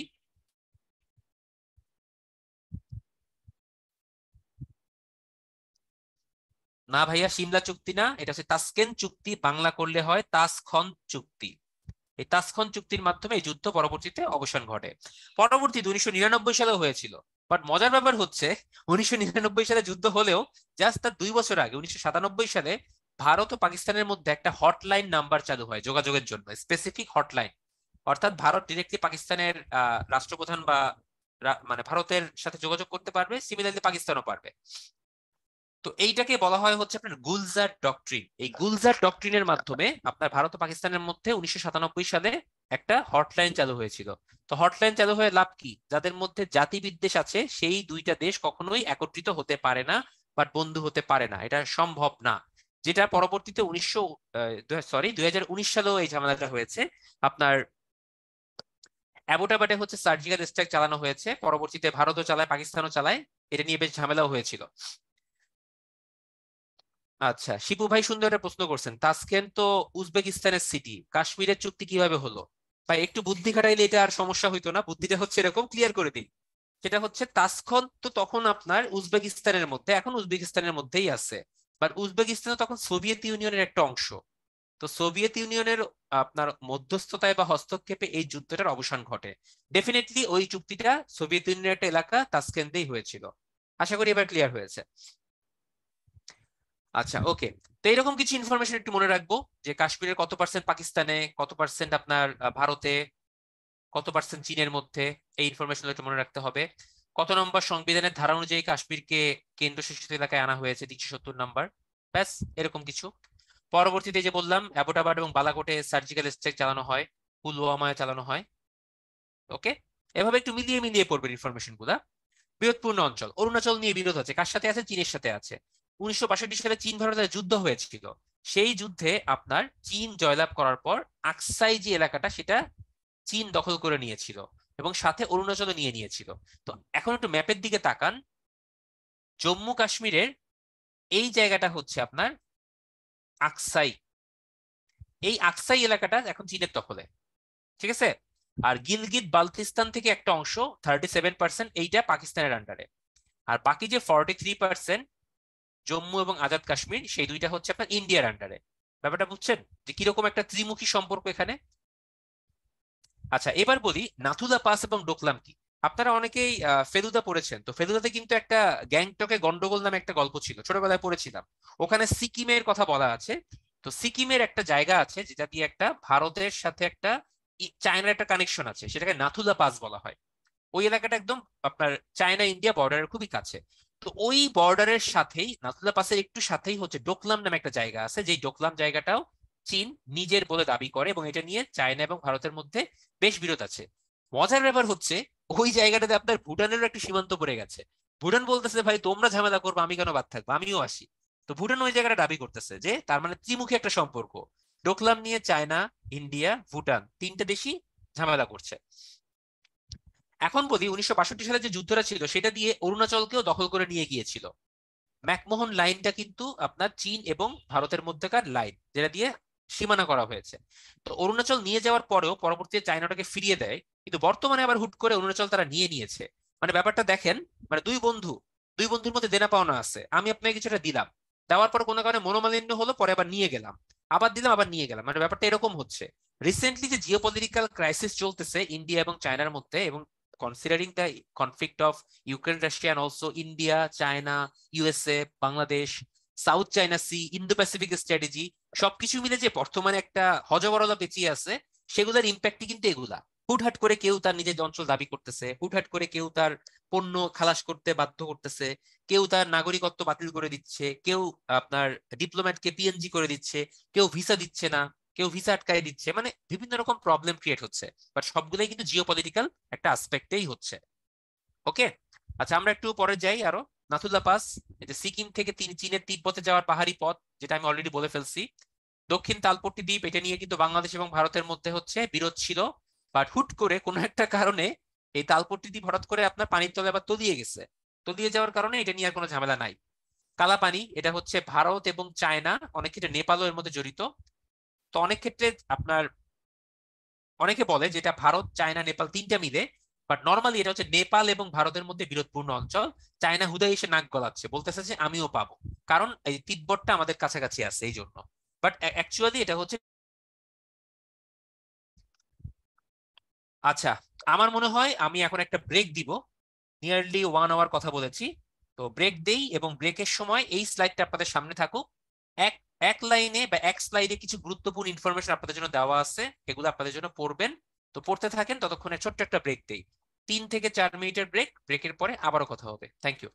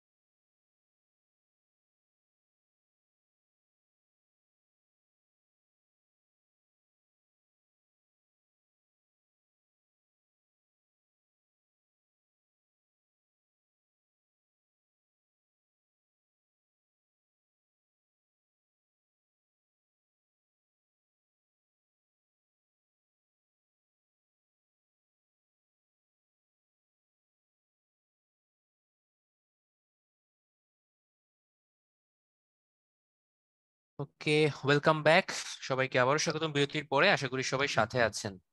আমরা তাহলে শুরু করে দিই নাকি?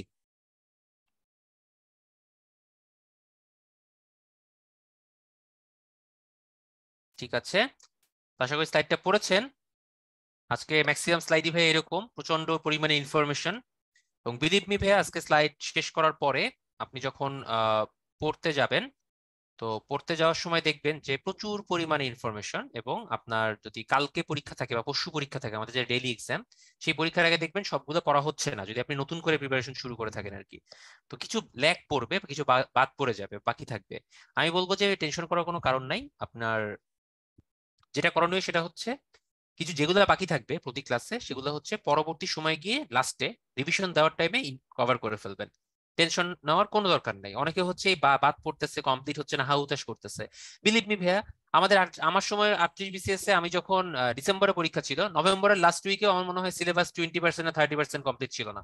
মানে কনফিডেন্স লেভেল এরকম মনে হচ্ছিল যে কি ব্যাপার, এত পড়তেছি কিছুই তো মনে থাকে না। তো এই জন্য বলতেছি ভাই, এটা নিয়ে টেনশনের কারণ নাই, শেষ পর্যন্ত গিয়ে দেখবেন হয়ে গেছে।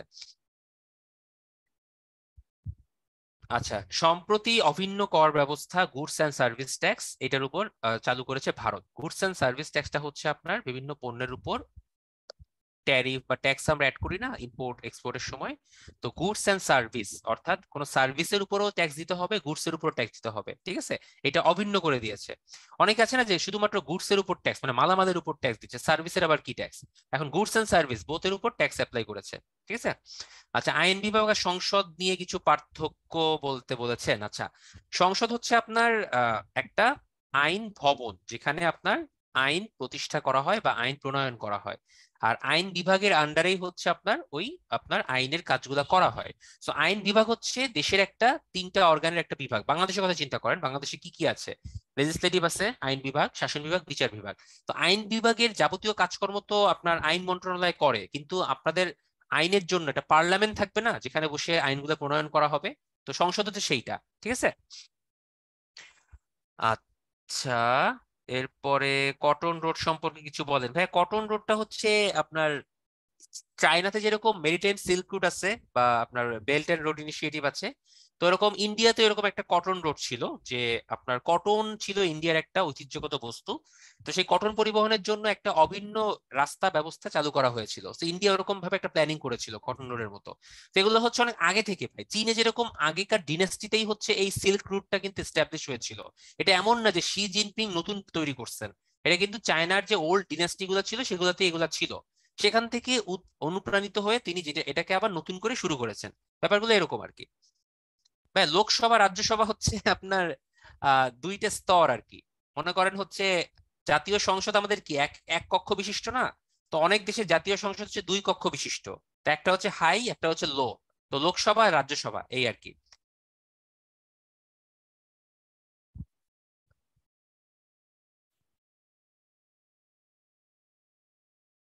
শশী আপু, আপনার প্রশ্নটা আমি বুঝতে পারি নাই। নিবিড় ভাই, অনেক প্রশ্ন আসছে, তো দাঁড়ান একটু আমি স্কিপ করে একটু উপরের দিকে যাই। প্রশ্নটা আরেকবার করেন নিবিড় ভাই, তাহলে ভালো হবে।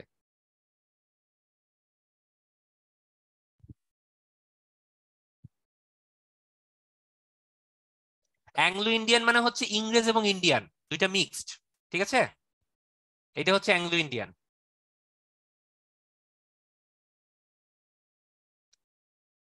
আচ্ছা, মেক ইন ইন্ডিয়া কি জিনিস? মেক ইন ইন্ডিয়া মানে কি? আপনি জিনিসপত্র এক্সপোর্ট করবেন, ইম্পোর্ট করবেন না, সবকিছু ইন্ডিয়াতেই বানাবেন।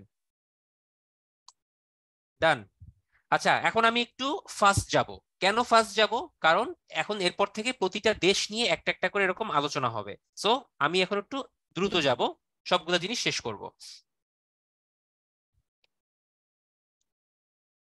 পরিচিতি, পাকিস্তানের পরিচিত নিতে হবে। পাকিস্তানের সরকারি নামটা মনে রাখবেন। এটা পৃথিবীর 2য় বৃহত্তম মুসলিম রাষ্ট্র। সো ডেফিনেটলি এটা একটা ভালো ইনফরমেশন। জনসংখ্যার দিক থেকে বিশ্বের 5ম বৃহত্তম রাষ্ট্র। এই 3টে আমি একটু মার্ক করে দিলাম। রাজধানী ইসলামাবাদ, সীমান্ত। যা যা পড়বেন আমি মার্ক করে দিচ্ছি কিন্তু। ঠিক আছে, একটু ইম্পর্টেন্ট অংশগুলা। ওকে, ম্যাপটা একটু দেখেন। পাকিস্তানের সংসদের নাম হচ্ছে মজলিশে শুরা। নামটা সুন্দর, মজলিশে শুরা। পাকিস্তানের কিছু বিখ্যাত ব্যক্তিবর্গ আলাদা করে পড়ার দরকার নাই। বাংলাদেশের ইতিহাস পড়লে পাকিস্তানের ব্যক্তিবর্গের নামও পড়া হয়ে যাবে। যেমন মোহাম্মদ আলী জিন্নাহ, ভুট্টো, পারভেজ মোশাররফ, মালালা ইউসুফজাই, এগুলো এমনি হয়ে যায়। পাকিস্তান সম্পর্কে কিছু গুরুত্বপূর্ণ তথ্য। পাকিস্তান শব্দটা কোথায় ব্যবহার করা হয়? চৌধুরী রহমত আলী 1933 সালে তার নাও অর নেভার গ্রন্থে প্রথম ব্যবহার করা হয়। পাকিস্তানে ইসলামী প্রজাতন্ত্র শুরু হয় 56 সালে 23শে মার্চ। এই জন্য 23শে মার্চকে পাকিস্তানের জাতীয় দিবস বলা হয়, কিন্তু জানেন এটা? পাকিস্তানের জাতীয় দিবস কবে, 14ই আগস্ট নাকি 23শে মার্চ? ন্যাশনাল ডে 23শে মার্চ হবে। কেউ যদি 14ই আগস্ট মনে করেন যে জাতীয় দিবস স্বাধীনতা দিবস তো 14ই মার্চ হওয়ার কথা, এই 14ই আগস্ট না ভাইয়া, এটা 23শে মার্চ হবে। আচ্ছা, এরপরে আপনার পাকিস্তানের সীমান্ত বাহিনীর নাম কি? পাকিস্তানের পরমাণু বোমা কে তৈরি করেছিলেন? বেনজির ভুট্টো একজন মহিলা প্রধানমন্ত্রী ছিলেন, তিনি ডটার অব দা ইস্ট নামে পরিচিত ছিলেন। এই তো কিছু জিনিসপত্র দেখবেন, গুরুত্বপূর্ণ কিছু তথ্য আছে। স্বাধীনতা লাভ কে করেছে আফগানিস্তান। এবার আফগানিস্তানের বিষয়ে আসি। 1919 সালে ব্রিটিশ হতে রাওয়ালপিন্ডি চুক্তির মাধ্যমে আফগানিস্তান স্বাধীনতা লাভ করে। আফগানিস্তানের কিছু শহরের নাম, যেমন কান্দাহারের নাম অনেকে শুনেছেন, ঠিক আছে? শেষ রাজা ছিল জহির শাহ। সোভিয়েত বাহিনী আফগানিস্তান দখল করে 1979 সালে, পরবর্তীতে আবার ছেড়ে দেয়। এছাড়া আর কিছু দরকার নাই, লেস ইম্পর্টেন্ট। আফগানিস্তান নিয়ে এত প্যারা নেওয়ার দরকার নাই, ইন্ডিয়া পাকিস্তান বেশি ইম্পর্টেন্ট। ওকে, নেক্সট। নেপাল। নেপাল খুবই ছোট্ট একটা দেশ, ছোট্ট জিনিসপত্র, খুব বেশি জিনিস জানার দরকার নাই। নেপালের রাজতন্ত্রের অবসান ঘটেছে কিছুদিন আগে। এখন কিন্তু ভুটানের রাজতন্ত্র আছে শুধুমাত্র। 2008 সালেও নেপালে ছিল, বাট সেটা অবসান ঘটেছে। তো শেষ রাজা কে ছিল নামটা একটু আমরা দেখি। আর নেপালের মধ্যে কিছু বিরোধ আছে, যেমন ভারতের সাথে বিরোধ আছে কালাপানি নিয়ে। এই তো, বর্তমান রাষ্ট্রপতি কে, বর্তমান প্রধানমন্ত্রী কে, ভাই কতগুলো মনে রাখবেন ভাই, এগুলো সম্ভব না, কইরেন না, স্কিপ। আচ্ছা, শশী একটা প্রশ্ন করেছেন আপু, যে আফগানিস্তান কি স্বাধীন হবে কিনা, কারণ তালেবানরা তো টেক ওভার করেছে। ভাই তালেবান টেক ওভার করলেও তারা কিন্তু একটা সরকার গঠন করেছে, এবং বিশ্বের অনেক দেশই তালেবান সরকারকে স্বীকৃতি জানিয়েছে। সো ডেফিনেটলি সেটা একটা এখন স্বাধীন রাষ্ট্র হিসেবে আছে। ওকে, পরাধীনতার কিছু নাই। তালেবান তো অন্য কোনো স্টেটের লোক না, বা অন্য কোনো দেশ না যে দখল করে নিয়েছে। আচ্ছা, ভুটান। ভুটান এত সুন্দর, ভুটানের প্রকৃতি এতই সুন্দর যে সেটাকে অনেক ক্ষেত্রে সুইজারল্যান্ডের সাথে তুলনা করা হয়ে এশিয়ার সুইজারল্যান্ড বলা হয়। এখন আপনি বলতে পারেন কেন ভাইয়া, জম্মু, লাদাখ, তারপর সিমলা, এগুলো তো অনেক সুন্দর। হ্যাঁ ভাইয়া, লাদাখ সিমলা থেকে শুরু করে একটু সামনে দিয়ে গেলেই ভুটানের বর্ডারে চলে আসবে। সো ডেফিনেটলি এই জন্য ভুটানকে জায়গাটা অনেক সুন্দর। সো ভুটানকে এশিয়ার সুইজারল্যান্ড বলা হয়। আচ্ছা, ভুটানের আরেকটা নাম আছে, তারা তাদেরকে ড্রাগন হিসেবে চিহ্নিত করতে পছন্দ করে, সো তারা হচ্ছে তাদেরকে ড্রাগনের দেশ নামেও বলে। হোয়াট এভার, ভুটানের জাতীয় খেলার একটু মনে রাখেন। এবং দক্ষিণ এশিয়ার একমাত্র রাজতন্ত্রের দেশ হচ্ছে ভুটান। ওকে, ভুটানের বর্তমান প্রধানমন্ত্রী লোটে শেরিং। কেন নামটা মনে রাখবেন? দুইটা কারণে। নাম্বার ওয়ান কারণ, তিনি ময়মনসিংহ মেডিকেল কলেজের সাবেক ছাত্র, এক নাম্বার। দুই নাম্বার কারণ হচ্ছে তিনি 2021 সালে আমাদের যে স্বাধীনতা সুবর্ণ জয়ন্তী হয়েছিল 26শে মার্চ, সেইটাতে তিনি অতিথি হিসেবে এসেছিলেন। সেই দুইটা কারণে এই নামটা একটু মনে রাখবো।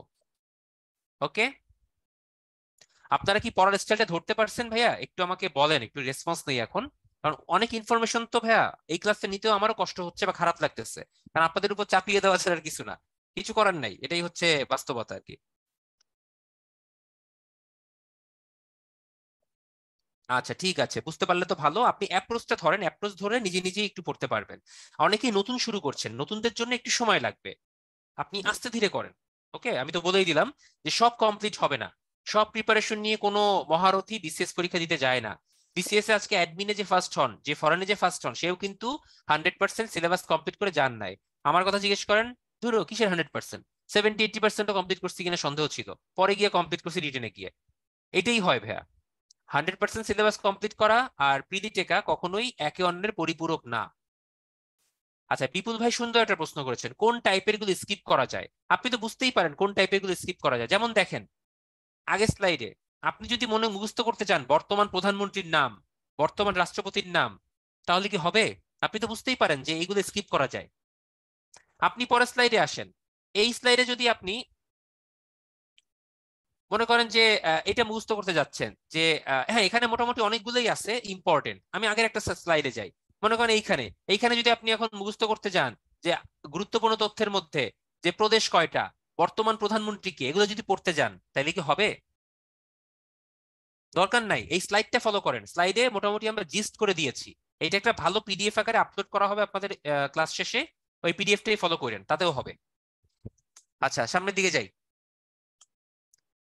এবার আসি মালদ্বীপ নিয়ে। দেখেন অনেকগুলো ইনফরমেশন, সব তো দরকার নাই। আপনি দেখেন যে মালদ্বীপ অনেকগুলো প্রবাল দ্বীপ, সো দ্বীপের সংখ্যাটা মনে রাখেন, 1200 প্রবাল দ্বীপ। স্বাধীনতা কত সালে লাভ করছে পারলে একটু মনে রাখার চেষ্টা করেন ব্রিটিশদের কাছ থেকে। ওকে, এটা আয়তন জনসংখ্যায় ক্ষুদ্রতম, মনে রাখেন। প্রতিরক্ষা বাহিনীর নাম মনে না রাখলেও চলবে। তো সমুদ্রের গভীরে মন্ত্রিসভার বৈঠক কে করেছিল? মালদ্বীপ করেছিল, এটা মনে রাখেন। সার্কভুক্ত দেশের মধ্যে শিক্ষার হার বেশি মালদ্বীপের, মনে রাখেন। রাষ্ট্রভাষা রাজধানী, ভাইয়া এখন আর রাজধানী আসে না ভাইয়া, সরি। রাজধানী আসতো সেই 20 BCS এ, 25 BCS এ, 30 BCS এ, এখন আর এগুলো আসে না, তো দরকার নাই। শ্রীলঙ্কা, শ্রীলঙ্কার একজন লেডি প্রধানমন্ত্রীর নাম অবশ্যই মনে রাখতে হবে, কারণ তিনি হচ্ছেন বিশ্বের প্রথম মহিলা প্রধানমন্ত্রী, শ্রীমাভো বর্দোনায়েক। এই জন্য এই নামটা মাস্ট জানতে হবে। তো বর্তমান রাষ্ট্রপতির নামটা একটু মনে রাখেন, কারণ তার সময়েই হচ্ছে শ্রীলঙ্কাতে কিন্তু এই অর্থনৈতিক মন্দা শুরু হয়েছে, এইটা মনে রাখতে পারেন। আচ্ছা, শ্রীলঙ্কায় একটা এলিফ্যান্ট পাস আছে, খুব সুন্দর জায়গা। সাথে হচ্ছে শ্রীলঙ্কার একটা মুসলমান অধ্যুষিত দ্বীপ আছে যেটার নাম মান্নার দ্বীপ। ওকে, আর কিছু দরকার নাই, এইটুকুই পড়েন। লিপু লেক কোন দুটি দেশের মধ্যকার বিরোধপূর্ণ অঞ্চল? একটা কাজ করি, একটা পোল কোশ্চেন লঞ্চ করে দিই, দেখি আপনারা কি কিরকম ভাবে রেসপন্স করেন।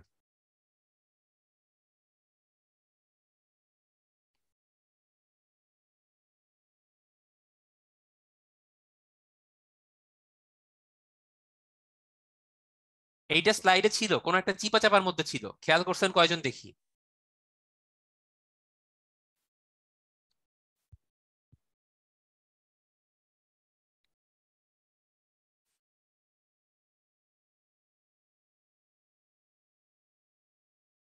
আচ্ছা, আর সময় দিব না। নর্মালি এগুলোর জন্য পরীক্ষার হলে 5 সেকেন্ডের বেশি টাইম পাবেন না। মানে পারলে তো পারলেন, না পারলে স্কিপ করে চলে যাবেন, সময় নষ্ট করবেন না, ঠিক আছে? আচ্ছা, এটা ম্যাক্সিমাম কারেক্ট অ্যান্সার দিয়েছেন, 47% মানুষ অ্যান্সার করেছেন Nepal and Bharat. Yes brother, এটা নেপাল অ্যান্ড ভারতই হবে। দেখেন খেয়াল করে, নেপাল পড়ানোর সময় আমি কালাপানি মার্ক করছি, বাট লিপু লেকটা মার্ক করি নাই, কিন্তু লাল কালি দিয়ে দেওয়া আছে, সো একটু দেখে রেখেন। শ্রীলঙ্কা হচ্ছে ইন্ডিয়ান ওশেনে ভাইয়া। আচ্ছা, এবার দেখি আর কি আছে আমাদের। এবার আমরা একটু দক্ষিণ এশিয়া থেকে বের হই, দক্ষিণ পূর্ব এশিয়াতে যাই। তো দক্ষিণ পূর্ব এশিয়ার জন্য প্রথমে মানচিত্রটা দেখে নেওয়া জরুরি। আমি বারবার বলছি ভাইয়া, আপনারা ম্যাপ, একটা বাংলাদেশের ম্যাপ এবং একটা ইন্টারন্যাশনালের ম্যাপ, এই দুইটা ম্যাপ আপনাদের পড়ার টেবিলের সামনে লাগিয়ে রাখবেন, মাস্ট। মাঝে মধ্যেই চোখ বুলাবেন। ম্যাপ কখনো একদিনে মুখস্থ করা যায় না। ম্যাপ হচ্ছে একটা সামগ্রিক ডেভেলপমেন্ট, অর্থাৎ আপনি দিনে দিনে দেখতে দেখতে দেখতে দেখতে এক সময় গিয়ে আপনি সবগুলা দেশের আপেক্ষিক অবস্থান আয়ত্ত করতে পারবেন। দেখেন খেয়াল করে, আপেক্ষিক কথাটা বলেছি, কেন বললাম? কারণ এক্সাক্ট অবস্থান যদি আপনাকে কখনো জিজ্ঞেস করা হয়, বলাটা টাফ হয়ে যায় দুই একটা দেশ বাদ দিলে। তো আপেক্ষিক অবস্থান, যেমন মনে করেন আপনাকে বললাম যে থাইল্যান্ড কই, আপনি নিশ্চয়ই ম্যাপ দেখায় বলবেন যে এই এখানে আশেপাশে কোনো একটা জায়গাতে আছে, এখানেই আছে। তো এই অবস্থানটা আপনি চিহ্নিত করতে পারেন, তাইলেই হবে। এখন আপনার যদি বলা হয় থাইল্যান্ড কই, আপনি আফ্রিকা কন্টিনেন্টের মধ্যে খোঁজা শুরু করলেন, হবে? সো ওই নলেজটা বাড়ান। তো দেখেন, সাউথ ইস্ট এশিয়ার মধ্যে কি কি আছে। আসিয়ানভুক্ত কান্ট্রি গুলা Myanmar, Vietnam, Laos, Thailand, Cambodia, Malaysia, Singapore, Indonesia, Brunei, তাই না? এরপর এদিকে ফিলিপাইন আছে, ম্যানিলা তার রাজধানী। এখানেই হচ্ছে আপনার তাইওয়ান, হংকং, যেখানেই হচ্ছে আপনার দক্ষিণ চীন সাগর। এই জায়গাতে ফিলিপাইনেরও দাবি আছে, আপনার ব্রুনেইয়ের দাবি আছে, বাট আলটিমেটলি খুব একটা লাভ হচ্ছে না, তাই না?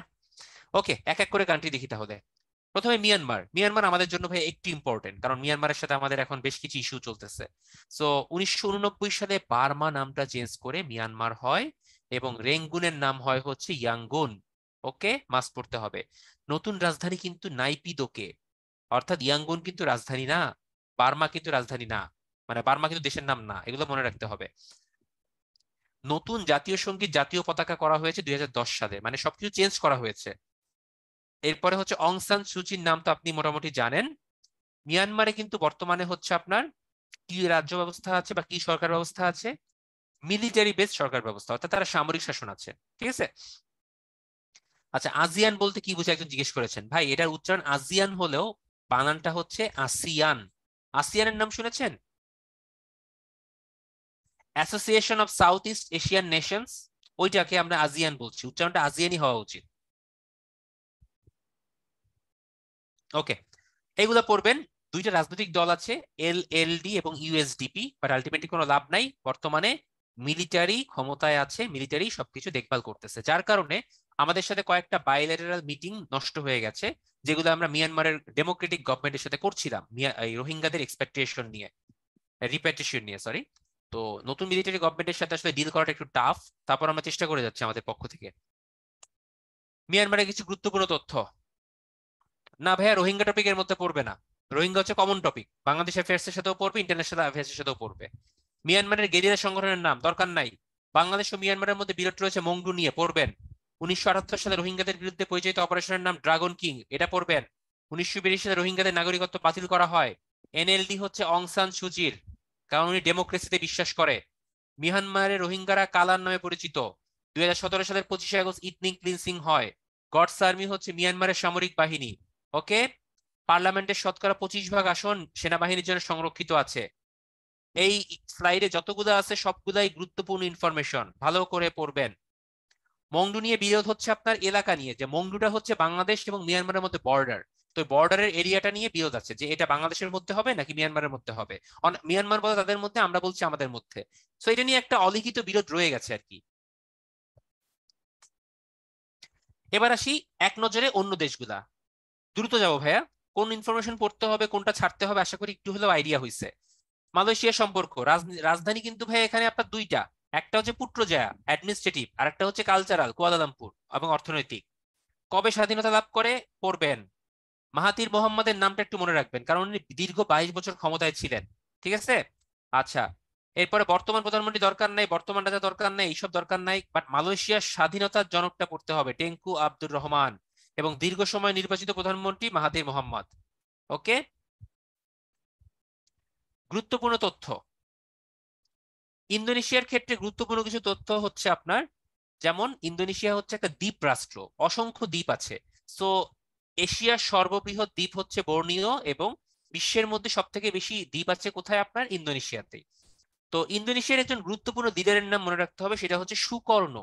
একটু আগে মালয়েশিয়ায় যেরকম মাহাতির মোহাম্মদ ছিল, ইন্দোনেশিয়াতে সুকর্ণ। ওকে। ইন্দোনেশিয়ার বর্তমান রাজধানী কিন্তু জাকার্তা, যেটা জাভা দ্বীপপুঞ্জের মধ্যে পড়েছে। ভাইয়া যেগুলো মার্ক করছি একটু পড়েন ভাইয়া। ঠিক আছে। প্রস্তাবিত রাজধানীটা কিন্তু হবে বর্নিও দ্বীপে। ওয়েট ওয়েট ওয়েট, বর্নিও যেন কেন দেওয়া হচ্ছে বর্নিও দ্বীপে, কারণ বর্নিও হচ্ছে সব থেকে বৃহৎ দ্বীপ, এই জন্য দেওয়া হচ্ছে। আচ্ছা, কিছু শহর আছে গুরুত্বপূর্ণ শহর, যেমন বান্দুং, বান্দা আছে, এই শহরগুলা মনে রাখতে হবে। কেন রাখবো, কারণ এগুলাতে কিন্তু ইতিহাস আছে। 1955 সালে যখন ন্যাম গঠন করা হবে, তখন ইতিহাসের একটা গুরুত্বপূর্ণ সম্মেলন হয়েছিল, যেটাকে বান্দুং সম্মেলন বলা হয়। এইটা ইন্দোনেশিয়ার এই বান্দুংয়েই হয়েছিল। ওকে, এই কারণে মনে রাখবো, অন্য কোনো কারণে না। ইন্দোনেশিয়ার বিমান সংস্থার নাম মনে রাখবেন গারুদা, এটাই খুবই ইম্পর্টেন্ট। আবারও একটু রেসপন্স নেই। আপনারা কি ধরতে পারতেছেন ভাইয়া কিভাবে দেশগুলোকে অ্যাপ্রোচ করে পড়বেন? আজকে আমার সোল অ্যান্ড সলো রেসপন্সিবিলিটি হচ্ছে আপনাদেরকে ধরিয়ে দেওয়া কিভাবে পড়তে হবে। বাকিটা আপনারাই পড়বেন, আমার কিছু করা লাগবে না। বাট আমি এই চেষ্টাটা করে যাচ্ছি সেই গত 1.5 ঘন্টা ধরে। Okay, good, thank you, positive response পেয়েছি, তার মানে আমি রাইট ট্র্যাকে আছি। আচ্ছা দেখি আর একটু সামনের দিকে এগোই। সিঙ্গাপুর। সিঙ্গাপুর নিয়ে আসলে খুব বেশি আর দরকার নাই, হালকা পাতলা একটু জানেন যে সিঙ্গাপুরের বর্তমান রাষ্ট্রপতি দরকার নাই, সিঙ্গাপুরের স্বাধীনতার জনকটা একটু পড়ে রাখতে পারেন। আর বর্তমান ক্ষমতাসীন দল পিপলস অ্যাকশন পার্টি, এটা খুবই ফেমাস একটা দল, এই জন্য আর কি। এছাড়া ওই যে তিমুর আছে, বর্নিও আছে, সরি, তারপর হচ্ছে আপনার কি যেন নাম বললাম, ব্রুনেই আছে, ফিলিপাইন আছে, এত দরকার নাই, এত দেশ পড়তে গেলে মাথা ব্যথা হ্যাং হয়ে যাবে। আপনি তখন হচ্ছে সাইকোর মতো ঘুরে বেড়াবেন। ওকে, ইত্যাদি ইত্যাদিতে আপনাকে নিয়ে যাবে, নিয়ে যেয়ে প্রশ্ন করবে, আর আপনি একটা একটা করে উত্তর দিবেন।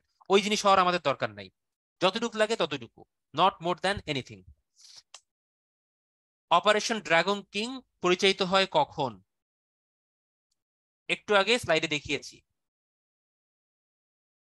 হ্যাঁ সিয়াম ভাই, সিঙ্গাপুরে ভিলেজ নাইট আমিও শুনেছি, সত্যি কিনা আসলে এরা যাচাই করে দেখা হয় নাই। এই 2017 দিচ্ছেন কে কে? বড় ভাই হিসেবে বলতেছি কিন্তু বকা দিব। 2017 সেই ফেমাস ইথনিক ক্লিনসিং হয়েছে 25 আগস্ট। হ্যাঁ ভাইয়া, স্লাইডে অনেক গুছানো আছে, স্লাইড পড়লেও চলবে, more than enough, but not 100%, বারবার বলছি, কারণ 100% গ্যারান্টি কেউ দিতে পারবে না। পোল লঞ্চ করতেছি না, আপনি চ্যাট বক্স সেন্সার দেন। এটা 1978 সালে অপারেশন ড্রাগন কিং, আর 1982 সালে হচ্ছে সিটিজেনশিপ ক্যান্সেল হয়ে গিয়েছিল। মনে রাখতে হবে সবগুলা। ওকে, এবার দক্ষিণ পূর্ব এশিয়া নিয়ে এক কথায় কিছু তথ্য। সো বেশ কিছু ইনফরমেশন আছে, যেমন লাওস হচ্ছে একমাত্র স্থল বিশিষ্ট রাষ্ট্র, কম্বোডিয়ার রাজধানী নমপেন, ঠিক আছে। এশিয়ার একমাত্র খ্রিস্টান রাষ্ট্র হচ্ছে ফিলিপাইন, ফিলিপাইনে মিন্দানাওতে মুসলমানরা আছে। আন্তর্জাতিক ধান গবেষণা ইনস্টিটিউট হচ্ছে ম্যানিলাতে ফিলিপাইনে। থাইল্যান্ড কোনো সময় উপনিবেশ ছিল না, হতেই পারে। শ্বেত হাতির দেশ বলা হয় থাইল্যান্ডকে। ভোট প্রদান করা বাধ্যতামূলক থাইল্যান্ড। ভিয়েতনামকে 17 ডিগ্রি অক্ষাংশ রেখা ভিয়েতনামের উপর দিয়ে গেছে। টাইগার অফ বাইসাইকেল হচ্ছে ভিয়েতনাম, ঠিক আছে। তারপরে হচ্ছে দুই ভিয়েতনাম একত্রিত 1976 সালে। কেন হয়? 1973 সালে ভিয়েতনাম যুদ্ধ হয়েছিল, ওই ভিয়েতনাম যুদ্ধের পরবর্তীতে দুই ভিয়েতনাম একত্রিত হয়। সো অনেকগুলো ইনফরমেশন পড়তে হবে। এবার আসি একটু দূর প্রাচ্য, মানে যেগুলো আমাদের সাউথ ইস্ট এশিয়া থেকে আরেকটু দূরে, যেমন চীন, জাপান, কোরিয়া, তাইওয়ান, এগুলো, ঠিক আছে। সো এইগুলোকে হচ্ছে ফার ইস্ট বলা হয়, মনে রাখবেন, ফার ইস্ট। তো রাজধানীগুলো একটু মনে রাখা সহজ, এখানে মাত্র 6টা দেশ তো।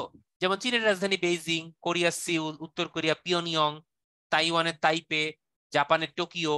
আর মঙ্গোলিয়ারটা তো প্রায় হচ্ছে মক করে বা মিম করে বিভিন্ন ফেসবুক গ্রুপে দেওয়া হয়, যে আমরা উগান্ডার রাজধানী কাম্পালা, মঙ্গোলিয়ার রাজধানী উলানবাটর, এগুলো মুখস্থ করে নাকি বিসিএস ক্যাডার হই, হোয়াট এভার, যাই হোক। আছে ভাই, কিছু হয়তো আছে, অস্বীকার করা যাবে না। এগুলোই আজকে ক্লাসটা হচ্ছে ওগুলো নিয়েই। পরিচিতি, চীনের পরিচিতি আমাদের একটু জানতে হবে। চীনের পূর্ব নাম আপনাদেরকে মাস্ট মনে রাখতে হবে। চীনের পূর্ব নাম ছিল ক্যাথে, কোনো কোনো জায়গায় মাঞ্চুরিয়া বলা হতো, ঠিক আছে। এই মাঞ্চুরিয়া থেকে কিন্তু একটা স্পেশাল চাইনিজ রান্না কিন্তু আমরা করি, চিকেন মাঞ্চুরিয়ান বা বিফ মাঞ্চুরিয়ান। মাঞ্চুরিয়ান নামটা শুনছেন?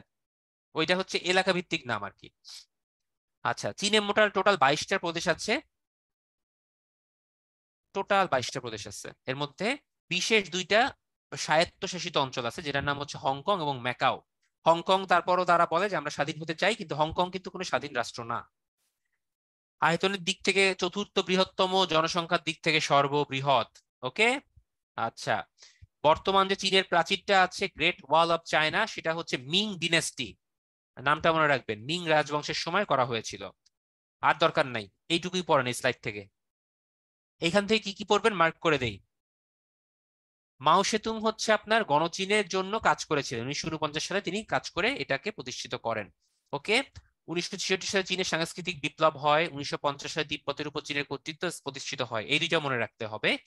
পঞ্চশিলা নীতি হচ্ছে 1954 সালে চীন এবং ভারতের মধ্যে একটা দ্বিপাক্ষিক চুক্তি হয়েছিল, অর্থাৎ আমরা নিজেদের মধ্যে নিজেরা শান্তিপূর্ণ সহাবস্থান করব, ঝামেলা করব না। আলটিমেটলি খুব একটা লাভ হয় নাই, 8 বছরের মাথায় চীন ভারত যুদ্ধ সংঘটিত হয়েছিল, ঠিক আছে। টিয়েন আনমেন স্কোয়ারটা হচ্ছে চীনে, চীনের ধর্মীয় নেতা আছে একজন তিব্বতের, তিনি দালাই লামা। ওকে। পিং পং ডিপ্লোমেসির মাধ্যমে আপনার একটা স্পেসিফিক ডিপ্লোমেসি চীন এস্টাবলিশ করেছিল 1971 সালে। এইটার ইতিহাস একটু বলি।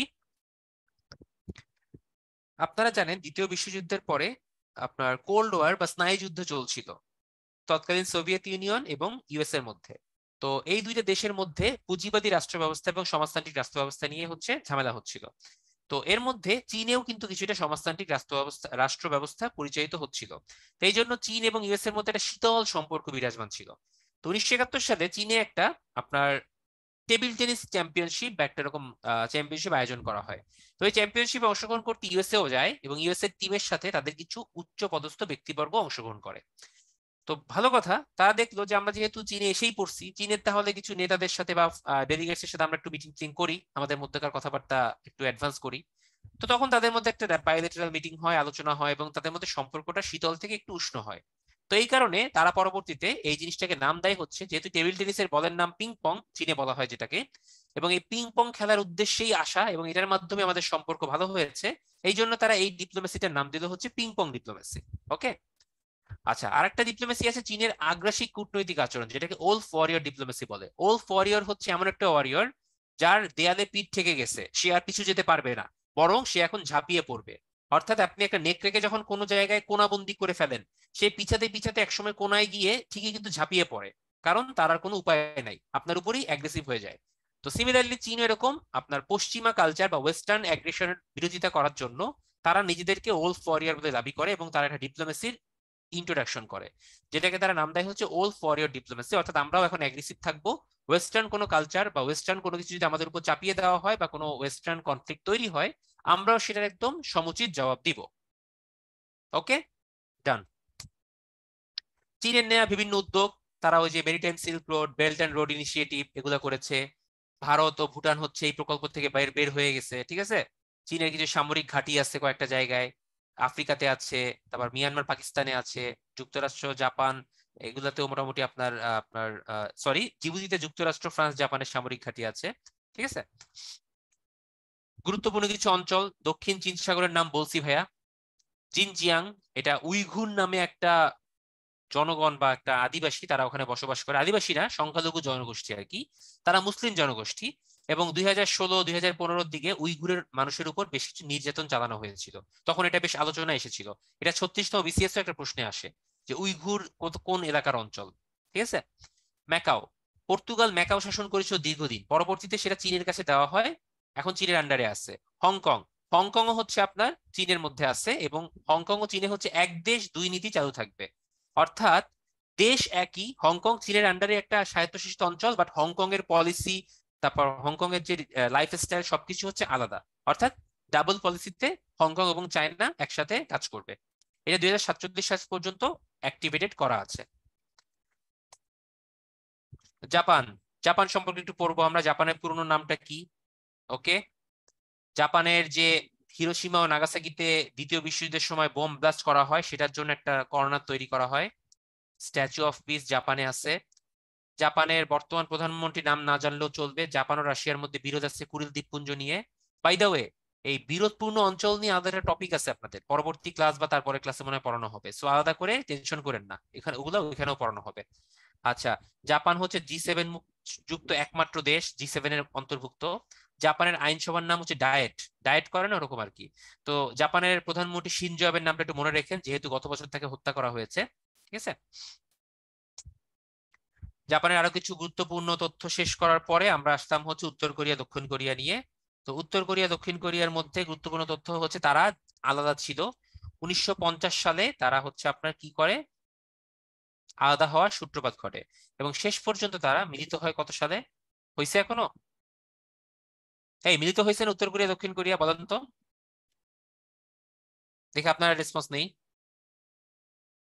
আচ্ছা যাক, আপনাদেরকে বোকা বানানো যাচ্ছে না, তার মানে আপনারা ভালোই খোঁজ খবর রাখেন, থ্যাংক ইউ। উত্তর কোরিয়া দক্ষিণ কোরিয়া সম্পূর্ণ সার্বভৌম দুটি আলাদা রাষ্ট্র। ওকে, 1950 সালে হচ্ছে উত্তর কোরিয়া দক্ষিণ কোরিয়ার আক্রমণ শুরু হয়, এবং পরবর্তীতে জাতিসংঘের হস্তক্ষেপে এটা শেষ পর্যন্ত আপনার একটা রেজলিউশনের মাধ্যমে যুদ্ধ বন্ধ করা হয়। তো যেটা মনে রাখবেন সেটা হচ্ছে 38 ডিগ্রি অক্ষরেখা দ্বারা এই দুইটা দেশকে বিভক্ত করা হয়। আর একটা অক্ষরেখা আপনাদেরকে আমি পড়িয়েছি 17 ডিগ্রি একটু আগে, এটা কিসের জন্য ছিল জানো, মনে আছে?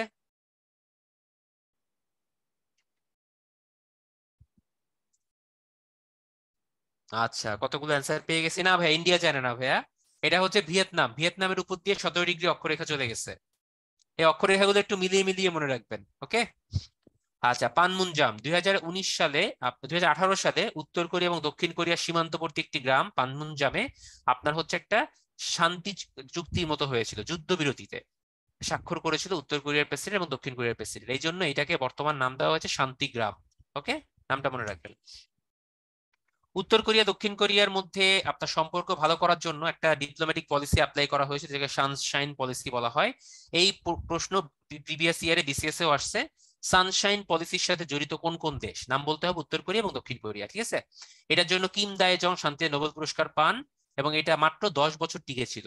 পরবর্তীতে আপনার এটা জাগ্রত করার চেষ্টা চলছে, এই যে পানমুনজামের কথা বললাম সেখান থেকে এটা বর্তমানে আবার ডেভেলপ করার চেষ্টা করতেছে।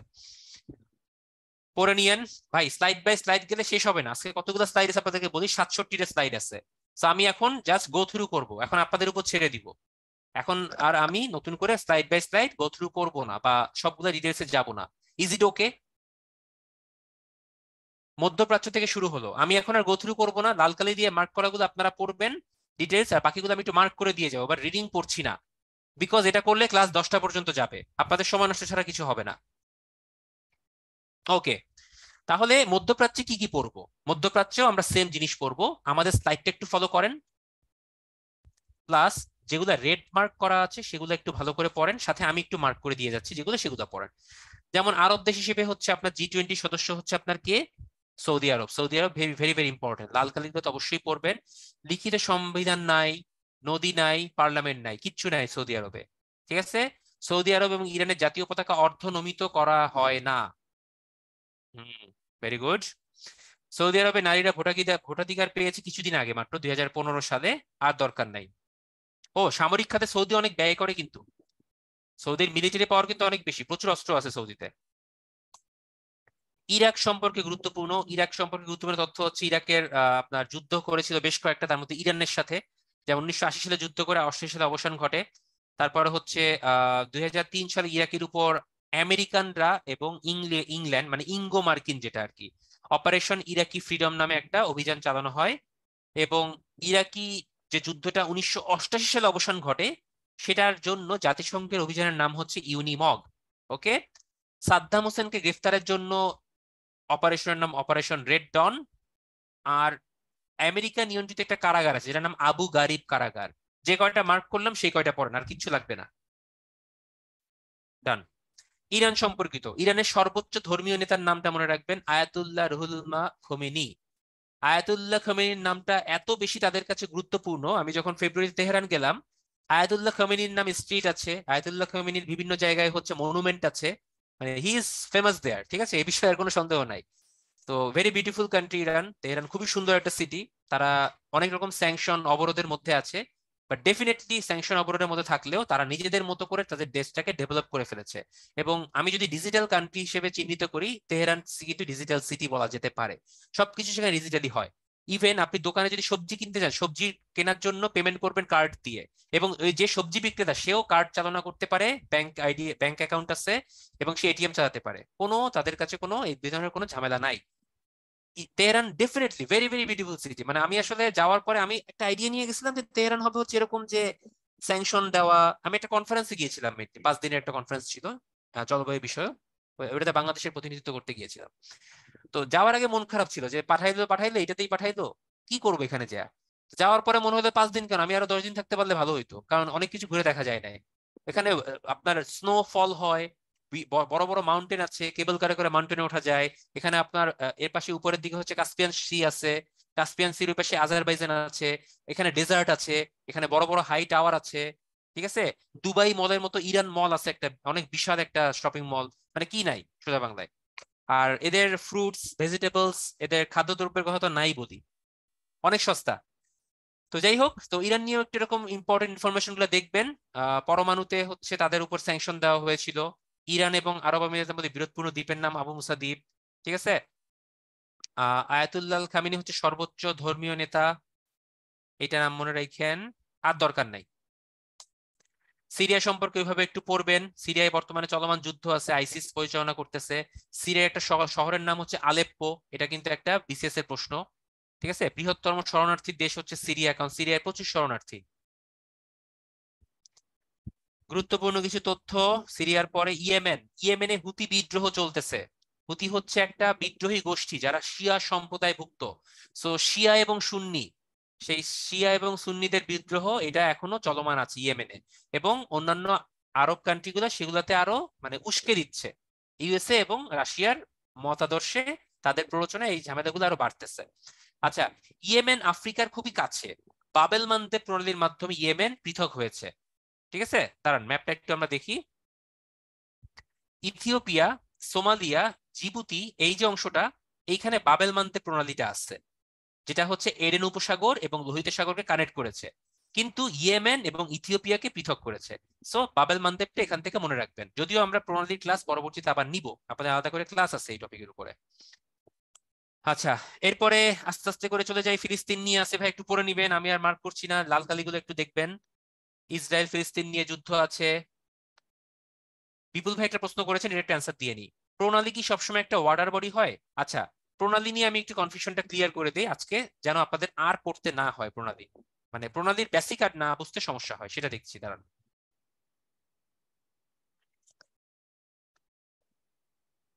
মনে রাখেন বা মনে রাখবেন, এইটা একটা ভূখণ্ড, এইটা আর একটা ভূখণ্ড। মনে করেন এটা হচ্ছে এশিয়া, এইটা হচ্ছে আফ্রিকা।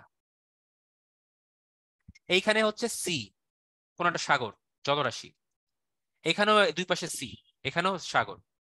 তো মাঝের যে চিপা জায়গাটা, যেটা দিয়ে হচ্ছে দুইটা ভূখণ্ড পৃথক করা হয়েছে, এটাকেই বলা হয় হচ্ছে প্রণালী। বা ইংরেজিতে স্ট্রেইট, তাহলে প্রণালী কি করতেছে? দুইটা সাগর বা দুইটা জলভাগকে কানেক্ট করতেছে, অন্যদিকে দুইটা ল্যান্ডকে পৃথক করে দিচ্ছে। বুঝতে পারছেন? প্রণালী পড়ার সময় আশা করি আর কোনো প্রশ্ন জাগবে না মনের মধ্যে।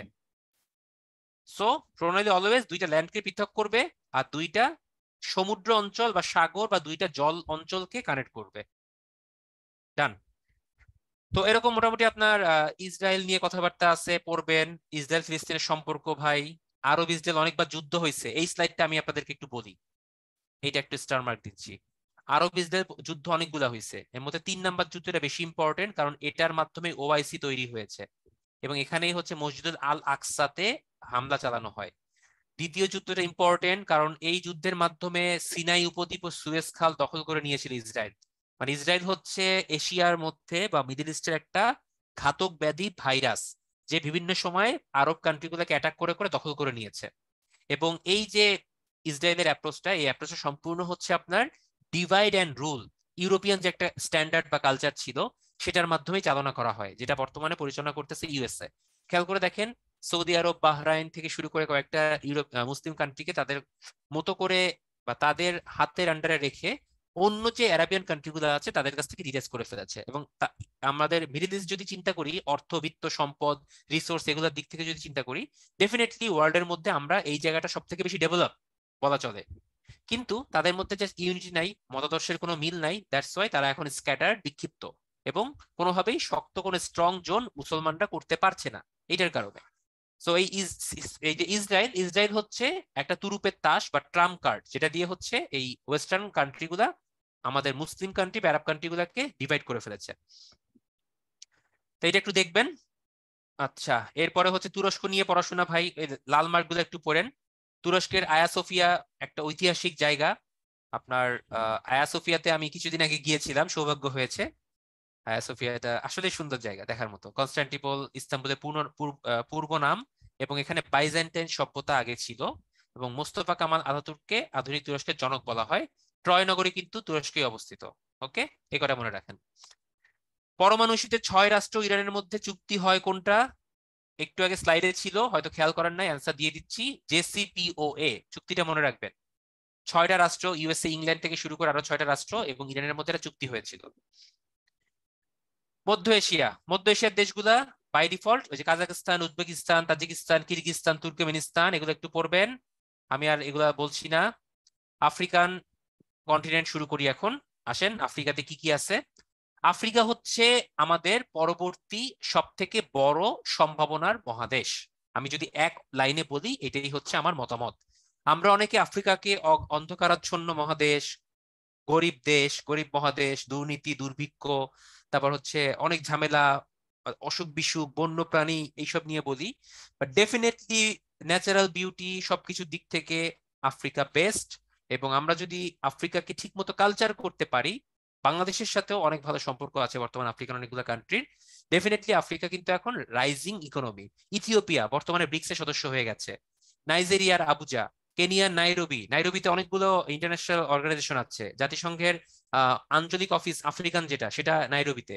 জাতিসংঘের পরিবেশ বিষয়ক সংস্থা ইউনেপ নাইরোবিতে। UN habitat নাইরোবিতে। ঠিক আছে। দক্ষিণ আফ্রিকা, তারপর হচ্ছে আপনার নামিবিয়া, ওইদিকে নর্থ আফ্রিকার হচ্ছে আপনার মরক্কো, ইজিপ্ট, তারপর হচ্ছে আলজেরিয়া। ঠিক আছে। এই দেশগুলো কিন্তু ডেফিনেটলি অনেক বেশি স্ট্রং এবং ডেভেলপমেন্টের দিক থেকে এগিয়ে যাচ্ছে। সো জাস্ট একটু ওয়েট করেন, আফটার 10-15 ইয়ার্স বা 20 ইয়ার্স আফ্রিকা কিন্তু অবশ্যই শক্তিশালী একটা মহাদেশে পরিণত হবে। তো আফ্রিকা নিয়ে আমাদের একটু পড়াশোনা করতে হবে। এক নজরে আফ্রিকা দেখি। দ্বিতীয় বৃহত্তম মহাদেশ, কারণ এখানে 54টা দেশ আছে। দীর্ঘতম নদী আছে। বৃহত্তম দেশ আলজেরিয়া, ক্ষুদ্রতম সিসেলেস। ঠিক আছে। পার্লস অফ আফ্রিকা বলা হয় উগান্ডাকে। ভূমধ্য সাগর দিয়ে পৃথক করা হয়েছে, এখানে লোহিত সাগরও আছে। ঠিক আছে। দক্ষিণ আফ্রিকা নিয়ে একটু পড়বেন, এখানে বর্ণবাদ বিরোধী আন্দোলন ছিল। নেলসন ম্যান্ডেলা সম্পর্কে একটু দেখেন। মিশর সম্পর্কে একটু পড়বেন ভাইয়া। মানে সোজা কথা ভাই, কান্ট্রি বাই কান্ট্রি এখন একটা একটা করে আমরা একটু যাব। বাংলাদেশের স্কয়ার হচ্ছে ভাই আপনার একটা স্কয়ার, যেমন টিএনআরএন স্কয়ার, তারপর নিউ ইয়র্ক স্কয়ার। স্কয়ার মানে বোঝানো হয়েছে বড় একটা জায়গা যেখানে মানুষজন জড়ো হয়, হাঁটাচলা করে, ঘুরে ফেরে, এবং আশেপাশে বড় বড় বিল্ডিং থাকে। মানে একটা প্লেসের নাম, জায়গার নাম, ওটাকে স্কয়ার বলা হয় এই টাইপের শেপ গুলাকে। তো বিভিন্ন ইউরোপিয়ান কান্ট্রিতে এরকম স্কয়ার ভরা। ঠিক আছে, ওখানে মানুষজন ঘুরে ফিরে আড্ডা দেয়, পাশে ছোট জায়গা থাকে, খাওয়া দাওয়া করে। তো এরকম বাংলাদেশ স্কোয়ার নামে একটা জায়গা আছে, ঠিক আছে, এটাকেই বাংলাদেশ স্কোয়ার বলে। আচ্ছা, আমরা মোটামুটি শেষের দিকে আসছি, আমরা একটা পোল কোশ্চেন লঞ্চ করে দেই। পার্ল অফ আফ্রিকা কাকে বলে? দেখি আপনারা অ্যান্সার দিতে পারেন কিনা।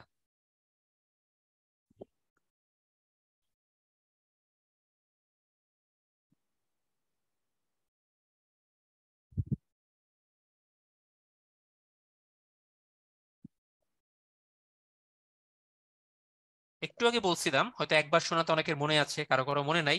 হোয়াট এভার, ভুল হলে সমস্যা নেই, আমরা এখান থেকে ভুল থেকে শিখবো, কোনো প্রবলেম নাই। আচ্ছা ঠিক আছে, অনেকে অ্যান্সারও করেছেন চ্যাট বক্সে। পোল ওপেন যদি আপনাদের না হয় ভাই, তাহলে চ্যাট বক্সে লিখে দিবেন, সমস্যা নাই। আচ্ছা, পোলটা ক্লোজ করে দিই। অনেক কারেক্ট অ্যান্সার এসেছে এবং 83%, আপনারা 82% কারেক্ট অ্যান্সার দিয়েছেন। এটা হচ্ছে উগান্ডাকে বলা হয় পার্ল অফ আফ্রিকা।